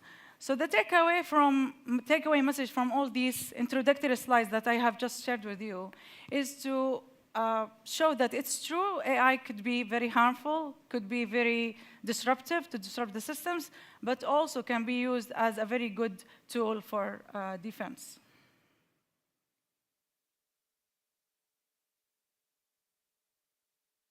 So for that, I have divided this talk into 3 parts. Let's say I want to give you a drop from each ocean. So in the first part, we will be presenting an overview about the integration of cybersecurity with AI. And in the second part, we will be talking about responsible AI. I'm going to present some of the preliminaries, let's say, about responsible AI, the definition and the principles, the benefits, and more importantly, how we can build a responsible AI system. In the third part, we will be talking about the current challenges, the research gaps that we have, and also the future directions that we can that could lead us to be innovators, inshallah. So let's start by the first part. So generally speaking, every year, AI plays a bigger role in cybersecurity. AI becomes more and more not only used as a defense, but also as a tool by cyber criminals. So it started by using predictive AI, which is basically used to analyze the historical data to forecast threats. Then over time, this role expanded to use what we call UEBA, User Entity and Behavior Analytics, to focus on understanding the user pattern behavior. Then nowadays, we are using AI as a generative AI to generate the cyber attacks, then build the defenses models as a proactive defense approach. So there are so many solutions and cybersecurity strategies that integrate with AI-related components. One of them is machine learning, and I think most of the people here already know what we mean by machine learning, since we are using AI basically in all the fields, in health, in industry, in defense, and all of that. So when it comes to machine learning, we use it to recognize patterns and also to learn from past incidents. We also use NLPs. We use data mining, which is used to extract the valuable insights and the patterns from the incidents or from the large incidents that contains large data. We also can use predictive analytics, behavioral analytics, and automated decision-making that would help us to have faster and quick responses based on the identified threats.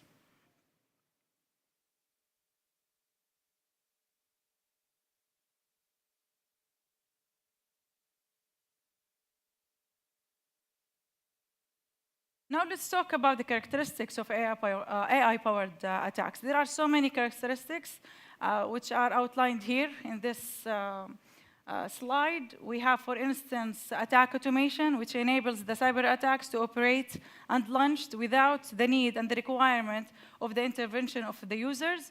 We can also, for instance, we have scalability, which allows these cyber attacks to be, have the ability to work in a scalable scale with networks and systems, which make them even more widespread. One of the key characteristics of AI-powered cyber attacks is data poisoning, in which the cyber criminals, they try to poison or, let's say, modify the data that are used by the machine learning models. And this, of course, will weaken the cybersecurity defenses. We also have deepfakes. We have personalization. And personalization is very interesting since it's used or leverage the human factor or the human errors by using techniques such as phishing and social engineering. So they try to craft the attack or customize the attack based on the user behavioral pattern. So I think now that I have provided some of key things about the AI-powered cyber attacks, I think now you have a better knowledge about the different types of AI-powered cyber attacks. For instance, we have AI-driven social engineering. We can also use AI to perform phishing attacks. We can also use AI for deepfakes. We can use it for adversarial AI and ML. We can use it for ransomware to make it even more sophisticated.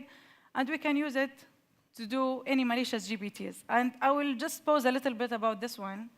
So I think most of us now, we are trusting the answers that we get from ChatGPT and DeepSeek, even more than the answers that we get from the search engines, right? So let's talk about this paper that I found very interesting. In this paper, the author classified the threat model based on the malicious actor. So in this paper, or in this example, let's say we have two actors. We have the user and we have the GPT, okay, the GPT model. So if we look at the bottom right of the figure, we see, let's explain this threat model. So we have the benign or the legitimate user tries to talk to the malicious GPT, and he asks the malicious GPT to do some changes, or let's say some fixes on the tax form. And in this request, it includes also the social security number, which is considered the confidential and secret data, right?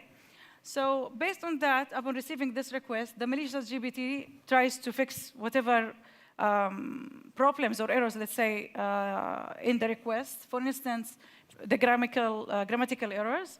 And he also intentionally tries to change one of the digits of the social security number. Also, it tries to send this confidential data to an external server. So by this act, it also compromises two important things of the CIA trade in cybersecurity, which is in regards to integrity and confidentiality.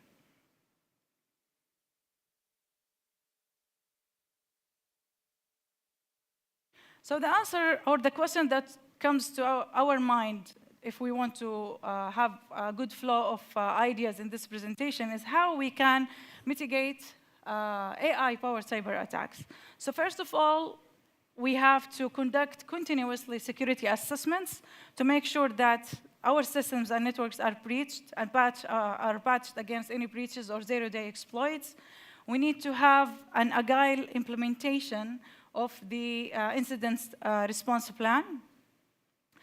Also, raising the cybersecurity awareness among employees is very important. And here I will pause and show an interesting statistic that shows the effect of social engineering on the security of the system. So the statistics show that nearly 95% of the cyber breaches that happened in 2024 occurred due to the human factor. So we really need to do extensive, let's say, training courses for our employees. Also, we need to implement solutions, cybersecurity solutions that intersect or integrate with AI-powered models. And here I provide some examples of these AI-powered solutions. For instance, we can have next-generation firewalls. And one of the key or prominent companies that have great products under this category is Palo Alto Networks. Also, we can have AI-driven intrusion detection systems and intrusion prevention systems, like the ones provided by Agentic AI. We can also have automated detection systems to automatically detect any incident that could happen on the networks and the systems. And one of the prominent companies that provide such a solution is Stellar Cyber. So basically, here we have just examples. I know there in the market there are so many other AI-powered solutions that are integrated to provide cybersecurity solutions with AI. And also here in Saudi Arabia, we are trying to accelerate and promote and be advocate for this kind of solutions. So these are just, let's say, brief examples of that. Now, as we go to the second part of the talk, let's focus on responsible AI, which is a topic that we hear a lot these days. So what is responsible AI? So responsible AI is considered or has a set of standards and regulations that make sure AI systems are designed, developed, and used in an ethical way. So to what extent we can trust the output that we get from the AI model? This is the key question that we try to answer with responsible AI. So there are many key principles, but are outlined in 5 principles in the pillar of trust in the IBM framework. And these principles are fairness, privacy, transparency, robustness, and explainability. What we mean by fairness is that we make sure that the AI model is not biased toward a specific group that we are targeting. Privacy is concerned with the confidentiality and the integrity and all of that, and the secrecy of the data. Transparency has to do with understanding the mechanics of the AI model so we can understand the output that we get from this AI model. We have also explainability, and I had a very interesting discussion my first day with one of the students. I asked her, what do we mean by explainability? And this is what makes KFUPM students very unique. She tackled the answer, mashallah alayha. But she explained that with explainability, we try to open this black box by us looking at it as a black box, the AI model, and try to make it explainable in terms of implementation that would lead us to have a better understanding of the output and the findings that we get from this AI model. Robustness has to do with the accuracy of the model, that it is accurate under all scenarios. So if all these principles and all these pillars taken into consideration with implementing and designing AI-powered solutions, we will be sure that this solution is aligned with the ethical values and the ethical principles.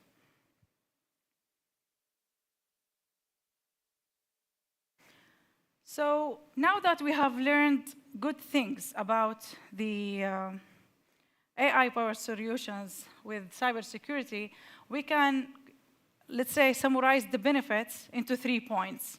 So if we use AI or responsible AI with cybersecurity, we will make sure that we are establishing a trust in AI-driven cybersecurity tools.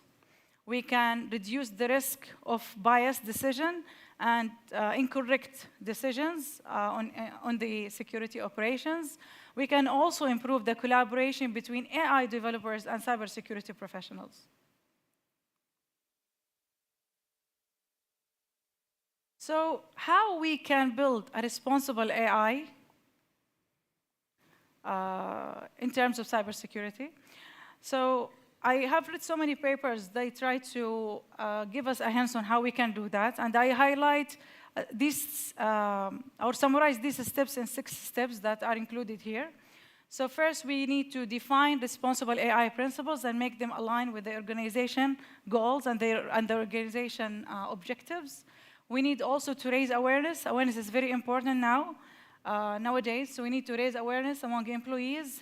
We need to show them the importance of have ethical considerations when implementing and designing AI solutions, so we can avoid the case of any potential biases. We also need to identify any potential harms that could happen by using the AI model or the machine learning model.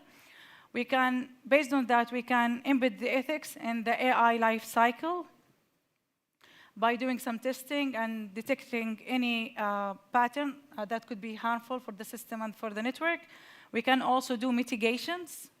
And lastly, we can build a responsible solution operation that is aligned with ethical consideration and also with the responsible AI considerations.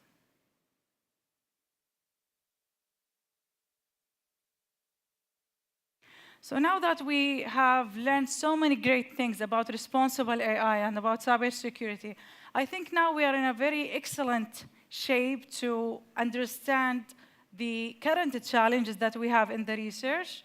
We can have a better understanding of the research gaps, and also we can think of research, future research directions that we can follow to be, inshallah, innovators. So let's start by the current challenges. One of the current challenges that we have in the research is adversarial AI. And adversarial AI has to do with data poisoning. And here I have this interesting paper that I found, which talks specifically about different types of adversarial AI, which just demonstrate a threat model in which the hackers here, they try to manipulate the data that is indulged to the AI system. So instead of classifying this picture from being representing panda, due to the noise and the mislead data that has been entered here as an input, the system classified it as a gibbon. Also, one of the current challenges we have is the bias in the AI model. And interestingly, I found this paper. By the way, I'm sharing all the references of this talk toward the end, in 2 slides, inshallah, toward the end of this presentation. So maybe you can have your camera ready so you can take photos of the slides. And do you know how many times this paper gets cited? I think it was published back in 2016, if I have a good memory. After the COVID-19 vaccine, even my short-term memory is not working well. But do you know how many times this paper has been cited? Can you give me just a number? It has been cited more than 23,000 times. So I really encourage you to really read it if you really want to know what are the research gaps that we have and what we mean by bias in AI systems. So in this paper, this is how librarian, for instance, they look like. Some of them are wearing eyeglasses, some of them are not. But due to the unbalanced data that entered as an input to the AI model, they just chose from the sample all people who are wearing glasses. And based on that, the AI model, when it was trained based on this unbalanced data, so it got unbiased output for this AI model. Also, another current challenge that we have is scalability, lack of explainability. And lack of explainability means that we are dealing with the AI model as a black box, so we don't know the mechanics and the internal things that are happening inside. We just know what are the inputs that we get in and what is the output. So when we make sure that our AI-powered solutions are explainable, we know that they are, the output can be understandable by us as developers and also as users for the AI model. And also we have, one of the current challenges that we have has to do with data privacy. So we really need data privacy and we really need data confidentiality and basically all of the 3 TRI cybersecurity concepts, which are confidentiality, integrity, and availability.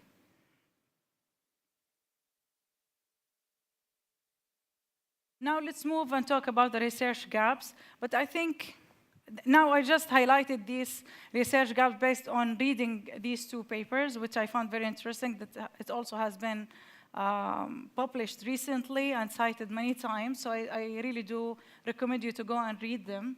So based on these 2 papers, I found that these are the current research gaps that we have. For instance, we need to find solutions that have real-time adaptation. Also, we need to consider ethical AI in larger scale applications to make them more scalable so they can evolve by integrating more nodes, let's say, in the systems and the networks. Also, in the interdisciplinary collaboration, we know AI has been used more like a tool in basically all fields. So we need to also work on that. And I think the research community are already doing a great job in that. Also, we need encourage students, which is the main goal of GSR, to make students involved in this kind of research projects, which are related to the, let's say, hot research areas. And one of them is AI or responsible AI with cybersecurity. And so we need to encourage the students and researchers to collaborate to find solutions that are related to these 2 fields. And this would lead us to the future research directions that could take us, so we can work on developing robust AI models that are resistant to, for instance, adversarial cyber attacks. We can improve the explainability principle when we implement and design AI-powered cyber attacks. We can integrate the AI systems with quantum-resistant cryptography. We can also use so many, there are so many, plenty actually, of learning models. So one of them is federated learning. We can also invent the hierarchical federated learning. And this is one of the projects that I'm working on. In addition to another project my research team and I are working on, which is about using LLMs, large language models, to generate cyber attacks. And based on the data we get, we train the model to defeat these attacks. Also, we can use federated learning. We can use supervised learning, unsupervised learning. And the way you choose which algorithm depends mostly on the data. So you need to understand what type of data you are working on, how you are cleaning it, what are the tools that you use to clean it, and whether it is balanced, unbalanced, in addition to so many other key characteristics of the data that you choose for training. Also, you can advance the automation concept when it gets to threat detection and penetration testing. So I do believe if the research focus is based on one of these research directions, you will be innovating something very interesting in the future, inshallah. And here are the references I used throughout this presentation. And I will leave it for a sec for those who want to take a picture.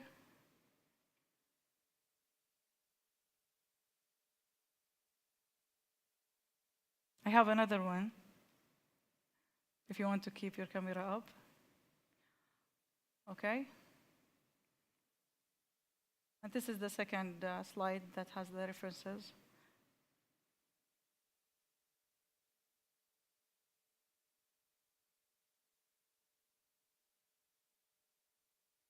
Okay, so with that, I would like to thank you all for paying attention and for listening to my talk, and I really hope that you enjoyed it. Thank you so much.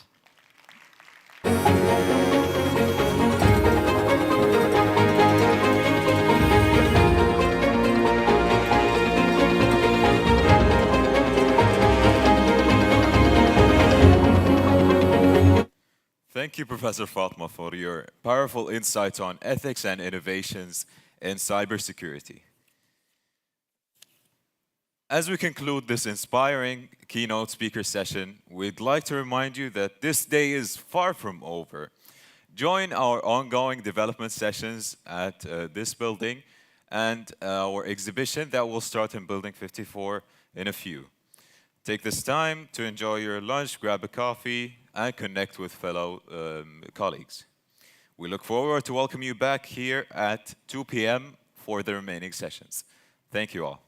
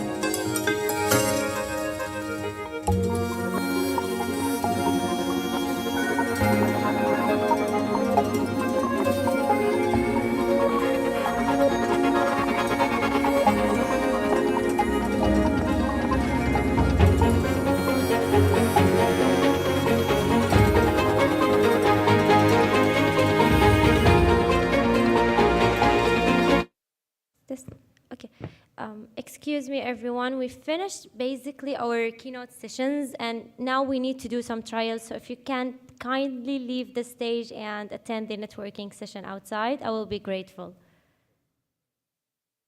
We need to close the stage, actually. So kindly leave the main stage. Kindly leave the main stage.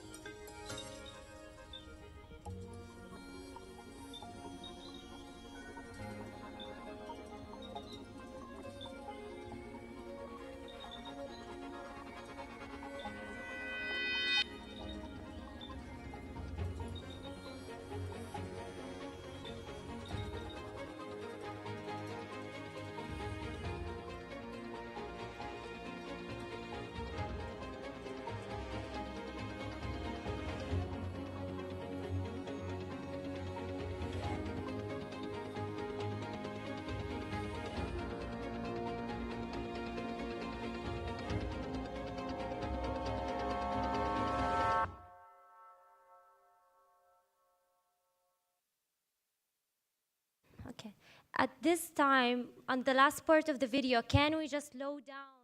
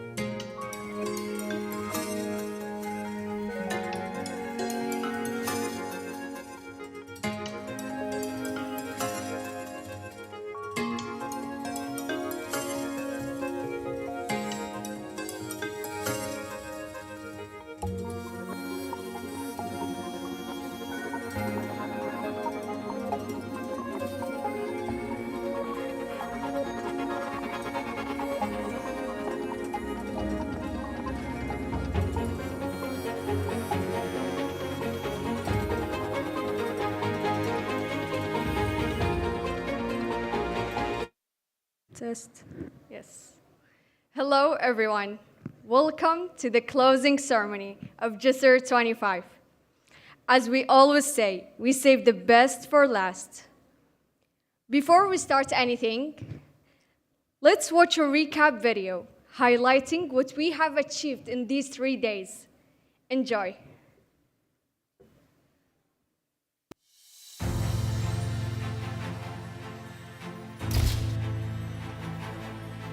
Our guest students, I welcome you to KFUPM and I welcome you to the Kingdom of Saudi Arabia. We are disruptors. We want to change ourselves and most importantly, we want to change the world. Creative, playful, serious. So we're walking down the street. See on the right time, right side. For additive manufacturing, it is just. What can we do? Inclusively.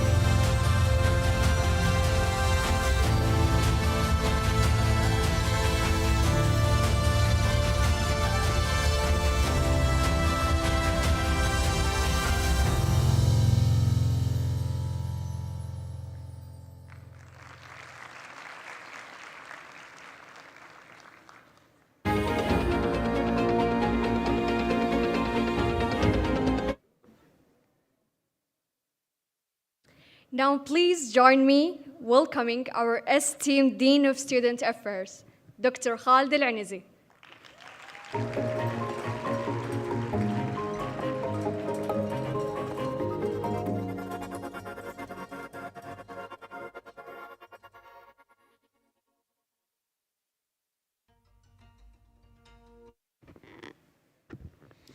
السلام عليكم ورحمة الله وبركاته. بسم الله الرحمن الرحيم. الحمد لله والصلاة والسلام على رسول الله. Esteemed guests, dear students, and honored attendees, it is with great honor that I stand before you today to mark the conclusion of the Global Student Research GISR Conference, a groundbreaking event that is not the first of its kind in the world, but also it is fully envisioned, led, and executed by our brilliant students. Over the past few days, we have witnessed an extraordinary convergence of ideas and innovations. We have seen students, researchers, and industry leaders engaged in constructive discussions, presenting pioneering research that will shape the future of technologies. But what makes this conference truly exceptional is not just the knowledge shared or the research presented. It is the fact that this entire event was led, organized by KFUPM undergraduate students. This achievement stands as a testament to the dedication, resilience, and leadership that defines our students at KFUPM. At KFUPM, we've always prided ourselves on being one step ahead, a university that does not just follow trends, but create and sets them. This conference is another testament to our university's commitment to pushing boundaries and redefining possibilities. By giving our students the full ownership of this initiative, we have shown our trust in the next generation of leaders. It is a message to the world that KFUPM is shaping creators, leaders, not followers. The significance of this conference extends far beyond the university. The topics we have explored are the foundation upon which Saudi Arabia's future economy is being built. Under the leadership of the custodian of the two holy mosques, King Salman bin Abdulaziz, and His Royal Highness, the Crown Prince Mohammed bin Salman, Saudi Arabia is undergoing a rapid transformation through the Vision 2030. Disruptive technologies lie at the heart of this transformation toward a knowledge-based, innovation-driven economy. While the conference theme is disruptive technology, today I want to highlight another powerful force of disruption. You, the students, you have done an amazing job through the conference. When it comes to disruption, you have disrupted the traditional notion that large-scale conferences must be organized by large institutions or corporates. You have proven that students, when given the opportunity, the trust, the empowerment, can lead such an event on that large scale, on that large magnitude, with high professionalism and excellence. I have no doubt, and I have no doubt that many institutions around the globe will look at this conference as a model for student-led initiatives, inshallah.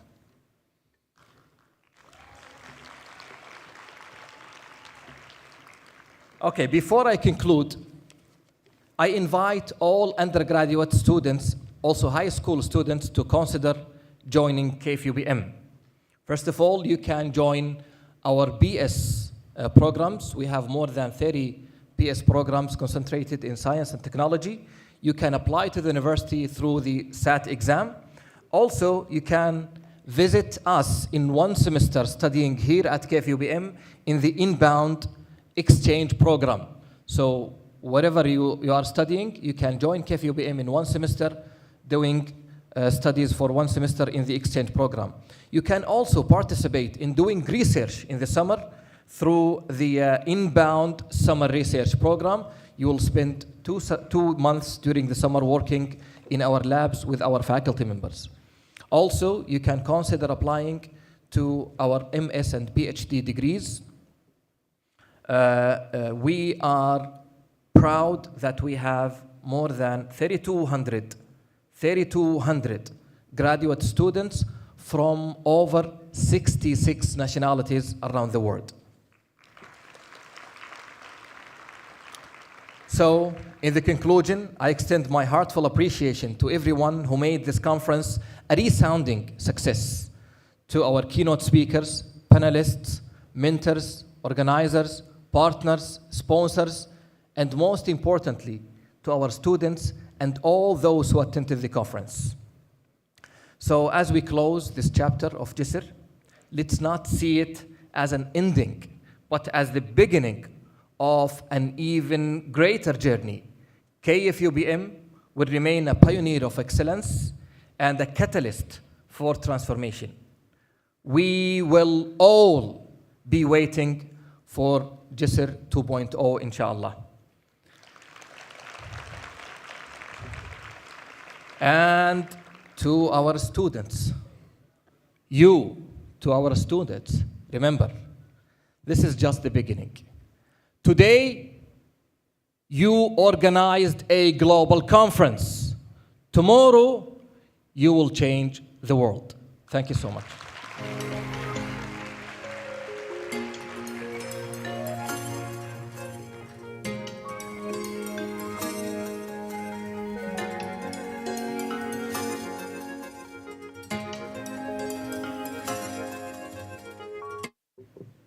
Thank you, Dr. Khalid, for this motivating and captivating speech. Your guidance and continuous support is what lead your student to our potential. Last but not least, Jisr founder and our leader, Abdurrahman Al-Eid. The stage is yours.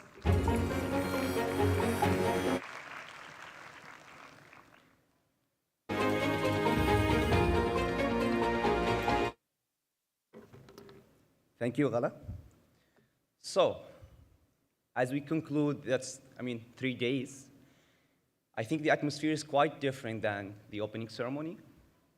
So I want my message today to be informal and spontaneous, and mostly for students. And actually now, there should be a page of my notebook here showing, but the director said my handwriting is so horrible, so they can't show that, so I guess good for me. But on the 29th of February last year, that is the earliest note I remember about JISR. At that time, I was throwing on this exact notebook. I was throwing scrambling ideas there, thinking what could be the future. And if you look at it, you will see it as the same way I saw it at that time, which is random things that don't make sense. Well, thank you, Batul. This is our director, by the way. So, it was random things, but as I've come to realize over time, they were more than that. They were hopes. They were possibilities. They were ideas. So what you have seen here today, which is completely led by students, is not just one vision or just one ideas. The idea of one person. However, it's more than 200 students coming together, believing together, coming to one goal and one vision. Which also brings me to a meeting, which was with the Conference Day Committee. They are mostly responsible for the creative things we are seeing at Building 54. And I remember telling them, right now, you have nothing. And what are you going to write right now in your notebooks? Those out of this world ideas, those, I don't know, things that we want to see. One day, there will be a reality. So make sure to bring your notebooks then. I hope you did that, of course. And I think that what makes us special, that what makes students special, is that we don't see failure as the rest of the world sees it. We actually can't fail because every risk, every step, every move we take, we learn something. We become better. And that is why students who are bold, who are dreamers, will always be winners. And that is why also my message to us, be bold, dream, and be crazy. Okay?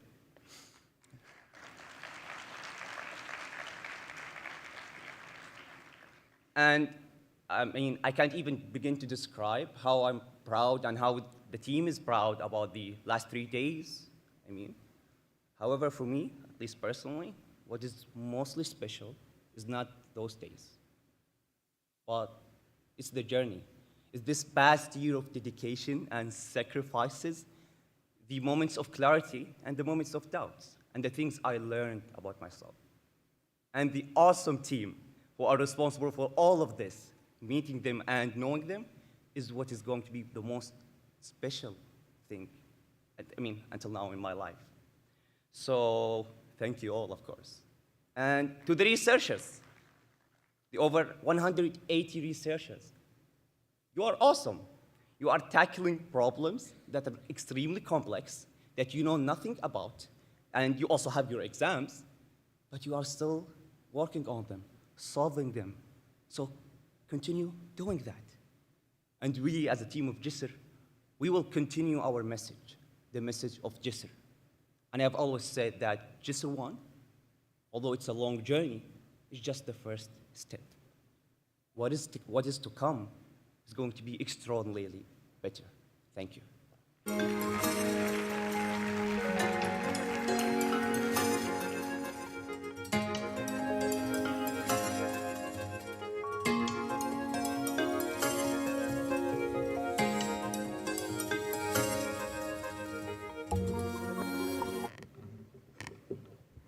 Thank you, Abdurrahman, for these thoughtful words. Now, just a quiet reminder for everyone, do not forget to participate in our giveaway by scanning the QR code. I will give you 10 seconds. 10, 9, 8, come on, 7, 6, 5, 4, 3, the last chance, 2, 8, and 1. As the end approaches, we need to appreciate all the efforts made to make Jisr something real we're living today. Now, I will leave you with my colleague, Sana, to award our respected partners and amazing speakers.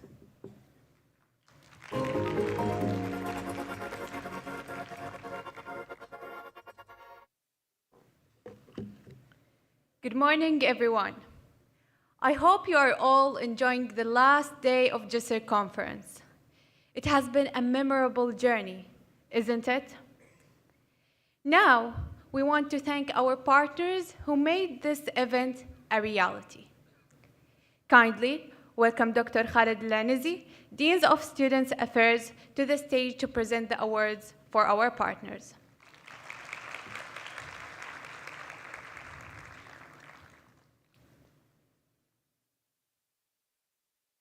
We extend our appreciation to our knowledge partner, KFUPM Academy.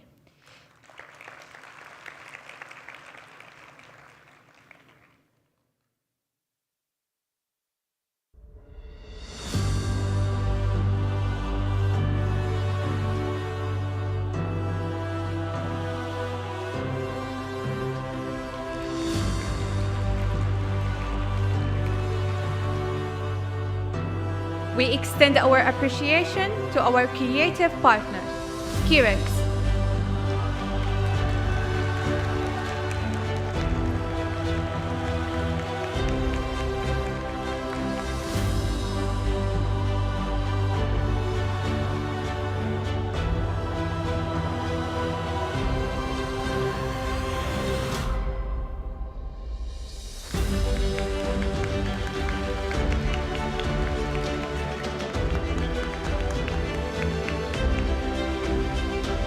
We extend our appreciation to our media partner, Jabal.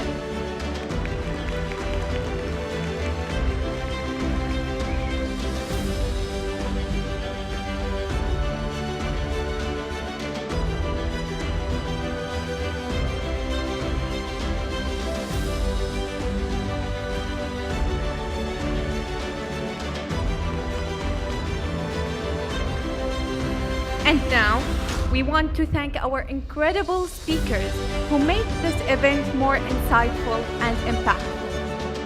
Each one of our speakers brought something unique and valuable to the table, and we are grateful for the knowledge and insight they've shared with us. Please welcome Professor Ahmed Qurashi to the stage.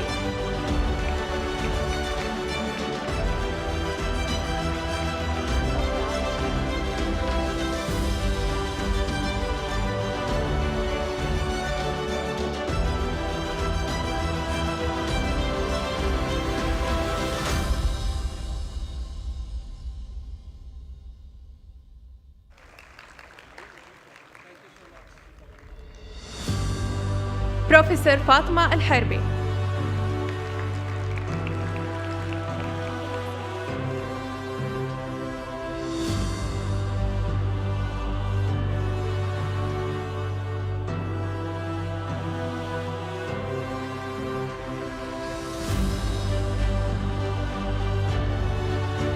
Dr. Taha Nasser on behalf of Dr. Nasser Shafiq.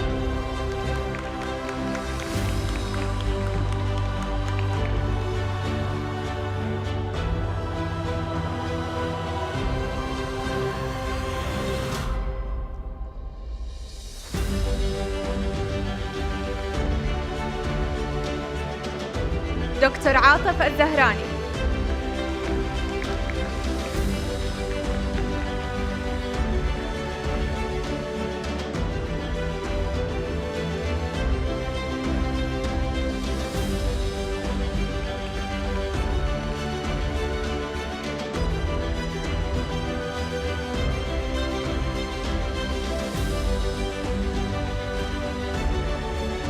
مستر عبد المحسن الهمام.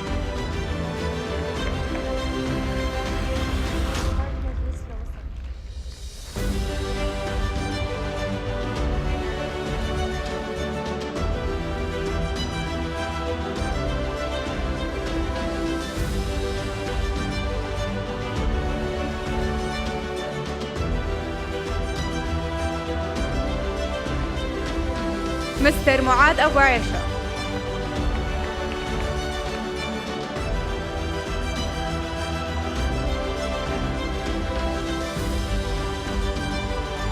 مستر أمير إبراهيم.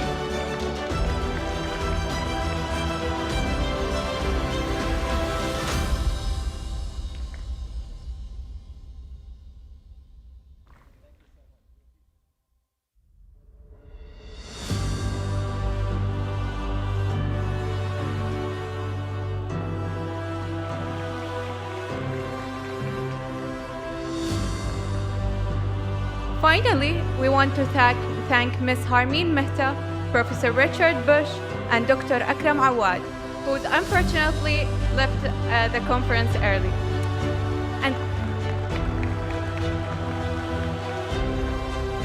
And last but not least, we extend our appreciation to our cultural partner, Hislop.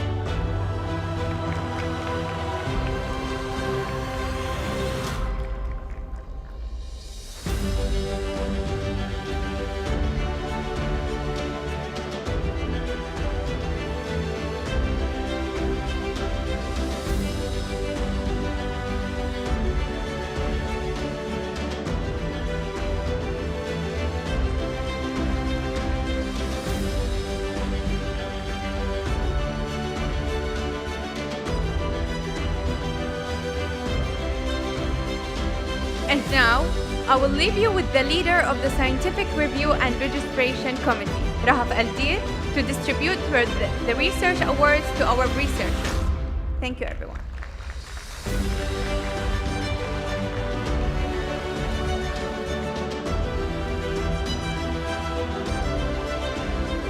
Good evening, everyone. It was truly an honor assisting you throughout this incredible journey. Despite over 1,400 submitted research projects across 6 different tracks, the researchers we honor today were chosen to represent Jisr. They competed from day one, navigating the early stages with determination and commitment. Please give all our researchers a big round of applause.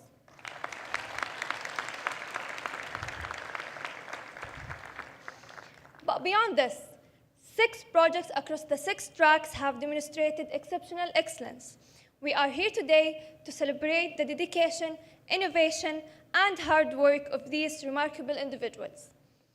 First, in the field of a smart system, robotics, automation, and AI, where intelligence meets innovation, leading the way in this track is none other than Insignia Team.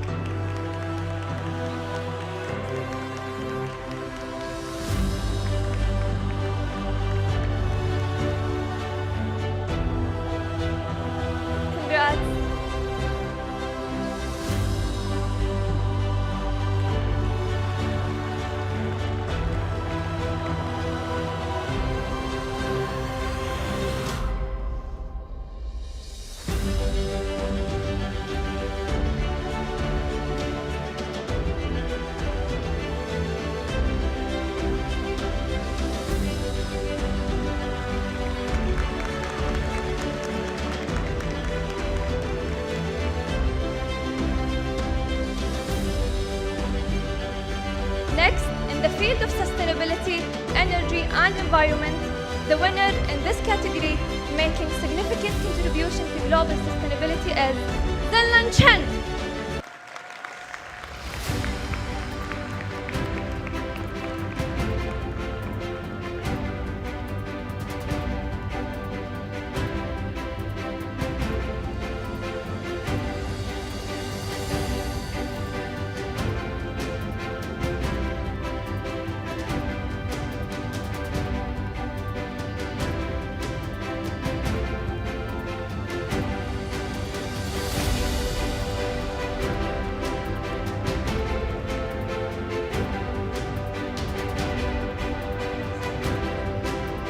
Zinlan Chen.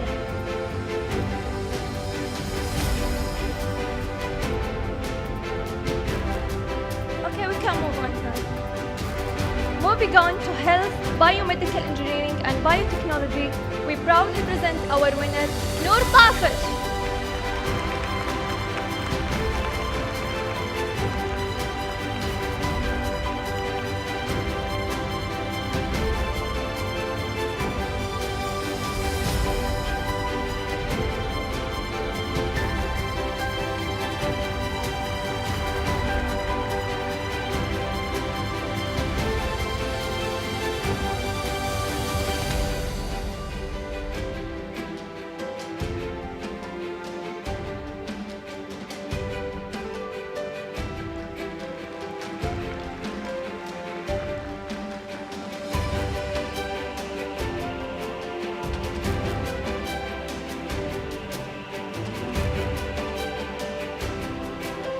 Next, in materials and manufacturing, where cutting-edge discoveries drive industrial progress, we celebrate the achievement of Ra'af al-Qahtani.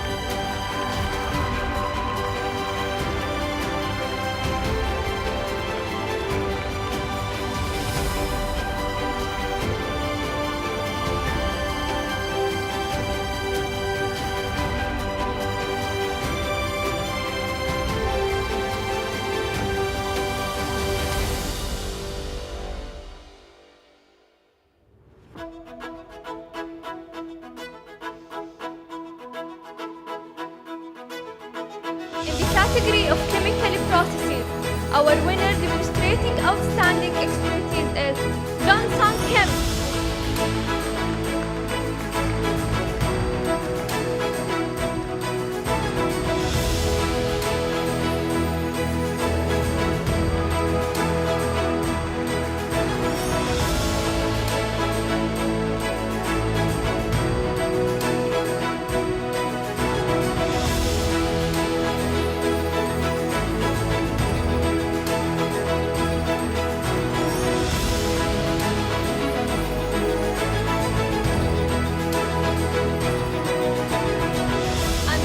But certainly not least, in the world of business, our winner is Dana Al-Milahi.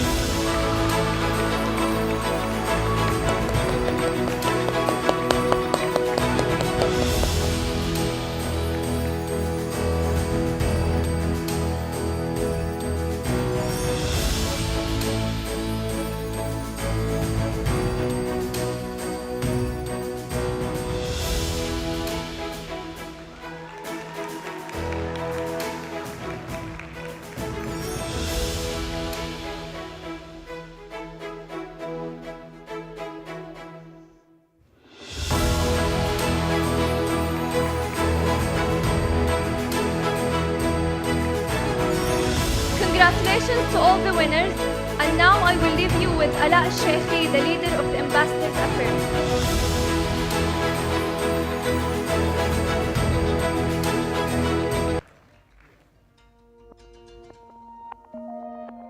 Hello everyone, thank you so much Rahab, thank you everyone. So Rahab actually forgot to mention something that I always joke about, that I'm a material science and engineering student. So you have to know this by default, I'm actually kidding. So I would like to take this moment to shout out to my incredible team of the Ambassador Affairs. So please give them a round of applause. I can see them over there. Can you please raise your hands? My team, my incredible team. Thank you so much. You guys have been doing an incredible job spreading the word about JSR conference, building a community of research, but not any community, but a global community. Your spirit and your dedication and your hard work has been inspiring.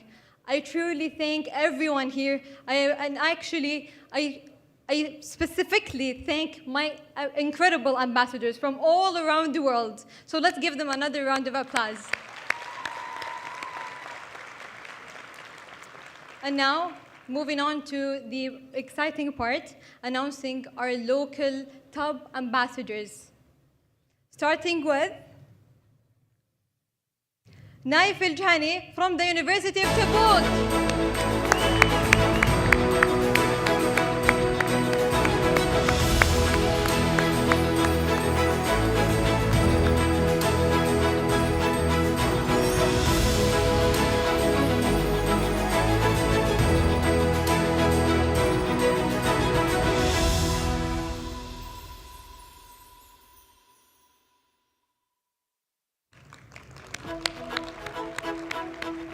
Congratulations. And our other top ambassador from the local program is إلاف الشهري from the University of King Saud.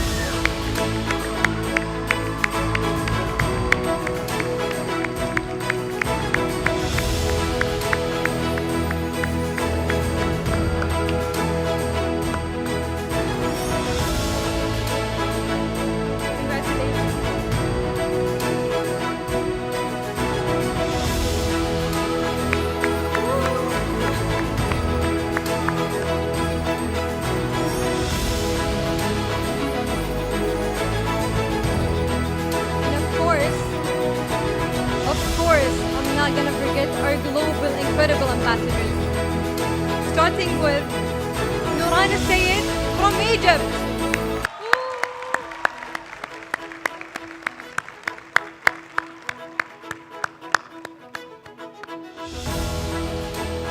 Congratulations, Nuran.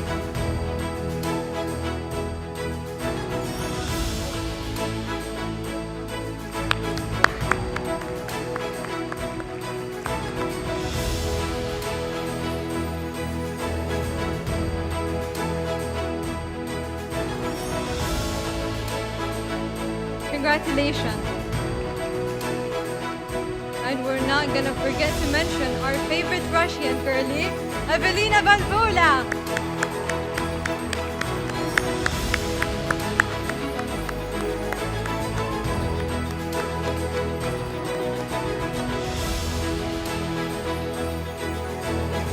Basra Flayo.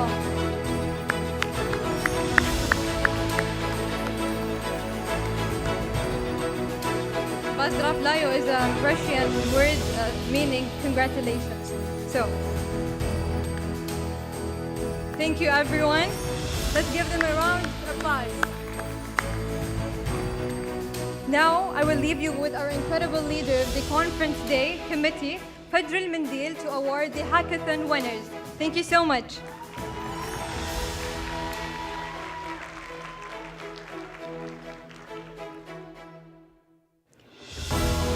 Good evening, everyone. Today, we gather to celebrate the vibrant spirit of innovation and collaboration that has transformed our campus during this incredible journey. At the Jisr Hackathon, we proudly registered over 800 teams, with only 24 teams participating in the in-person experience. A heartfelt thank you to our exceptional mentors and judges for their invaluable guidance and support throughout this journey. To all our participants, your innovative spirit in business, energy, smart cities, and petroleum sciences has been nothing short of inspiring. Remember, every great breakthrough begins with a single idea, and today marks just one step in your exciting journey ahead. So let's appreciate this moment and continue to connect, collaborate, and bridge our ideas into reality. Now let's welcome to the stage the leader and VP of the Jisr Hackathon team, Mohammed Al-Nakhli and Abdulaziz Al-Amer.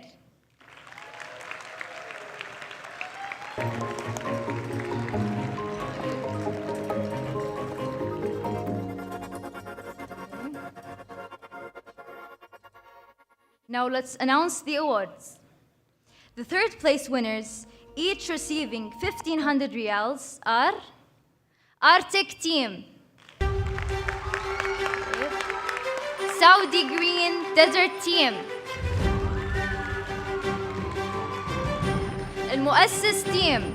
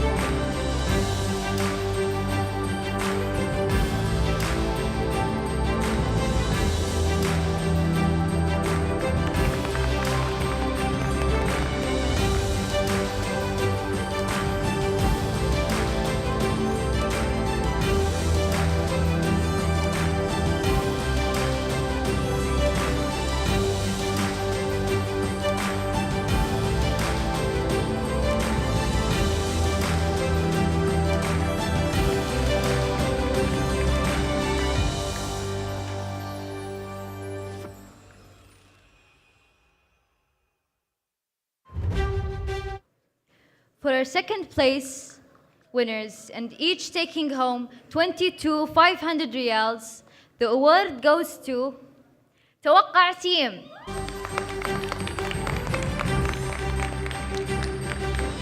And Crown Sense team.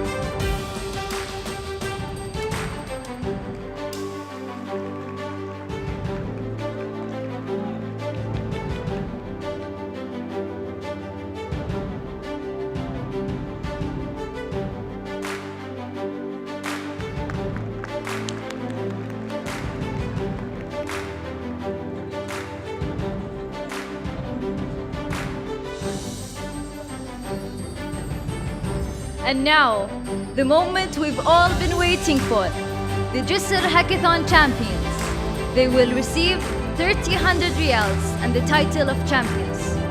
The winners are Sea Sentinels, a sustainable sea cleaner team.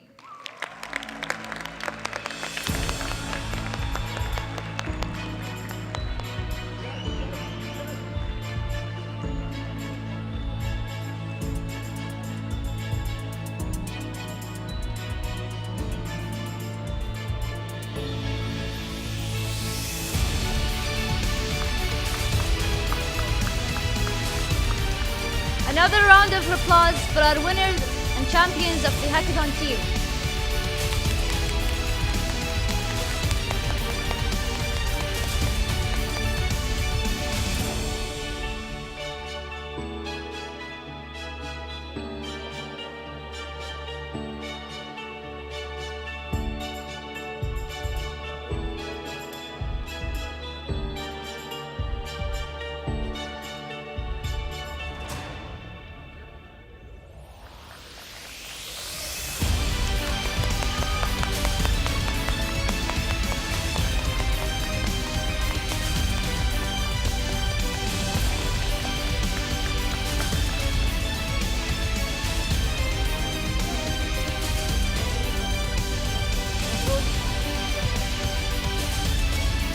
Concludes our awards for the Jisr Hackathon team.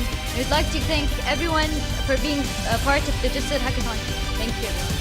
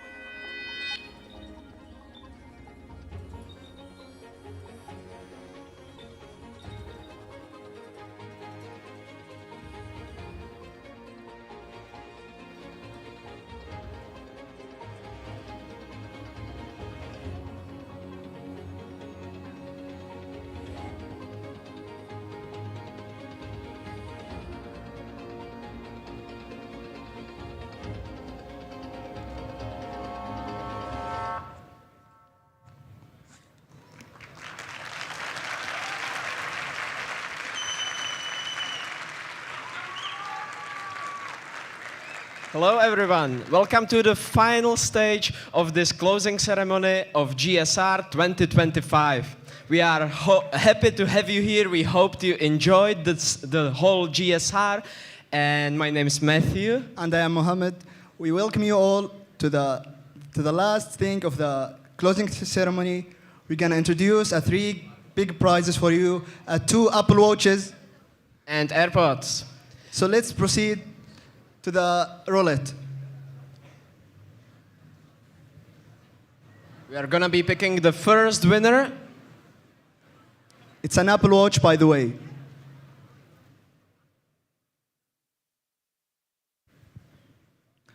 Okay, Talal Asbehi. If we can ask you, come collect your prize here.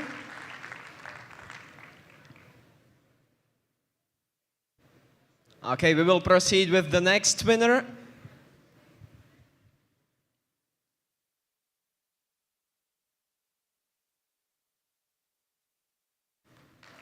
Ala Shamrani.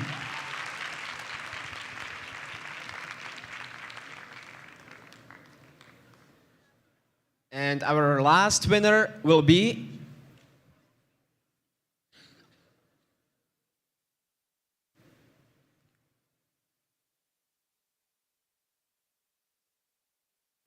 Muhammad Mutawalli Muhammad. Congratulations. Please come collect your prizes. Okay, thank you for being here. Thank you for being in GSR 2025. That's the end of our last part of the closing ceremony. We are happy to see you all for the 3 days. They were incredible 3 days. Thank you all. Hope to see you again in GSR 2.0. Thank you very much.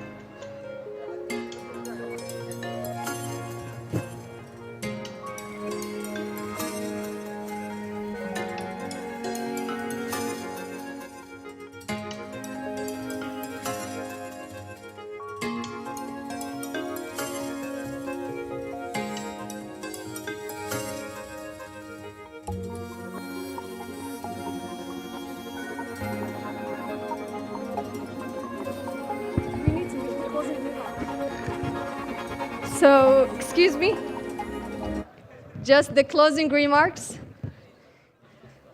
So what a day it's been. As I told you, we saved the best for last. Congratulations to the winners and researchers. But once again, every participant in this journey have contributed something valuable. Finally, GSR family, your efforts have gone above and beyond to ensure the success of this event. We have witnessed a lot in this journey, including me, in the past days, weeks, and months for a year. Laughs and tears and days and nights. The multitasking between submitting a math homework and contacting different companies. The unlimited meetings and the huge amount of caffeine consumed. And many other details we have lived together just to ensure that GSR is not just a conference, but the beginning for new things and experiences. From students to students, this is what we have believed in and what we have worked for.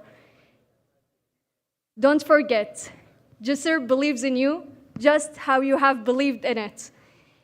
And with that, we're officially putting the cherry on the top of 2025 Global Student Research Conference. Thank you for being a part of this journey.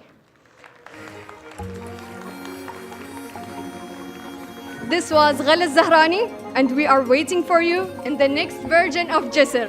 Wassalamu alaikum wa rahmatullahi wa barakatuh. all the researchers to come to the main stage to take a group photo with Dr. Khalid.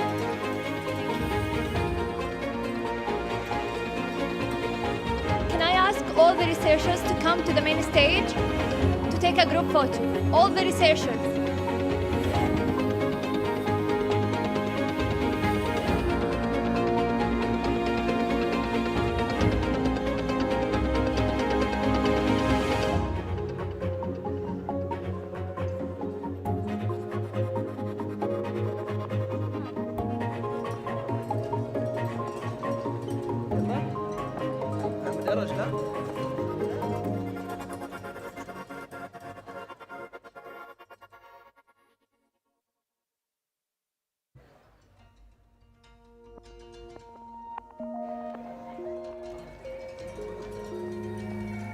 Please, all the research participants, come to the main stage. We are taking a group photo.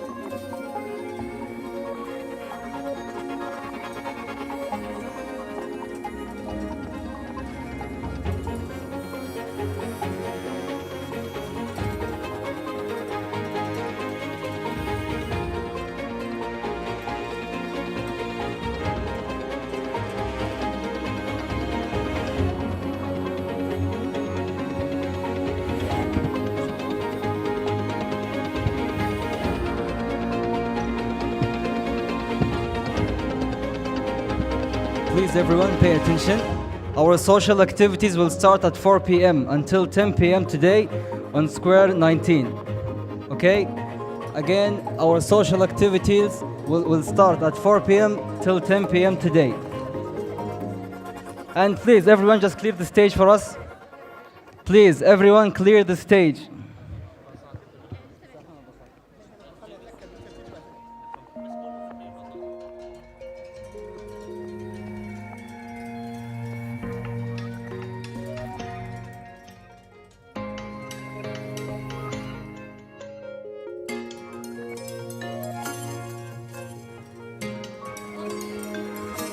And for the transportation, the buses will be there in 10 to 15 minutes. Thank you.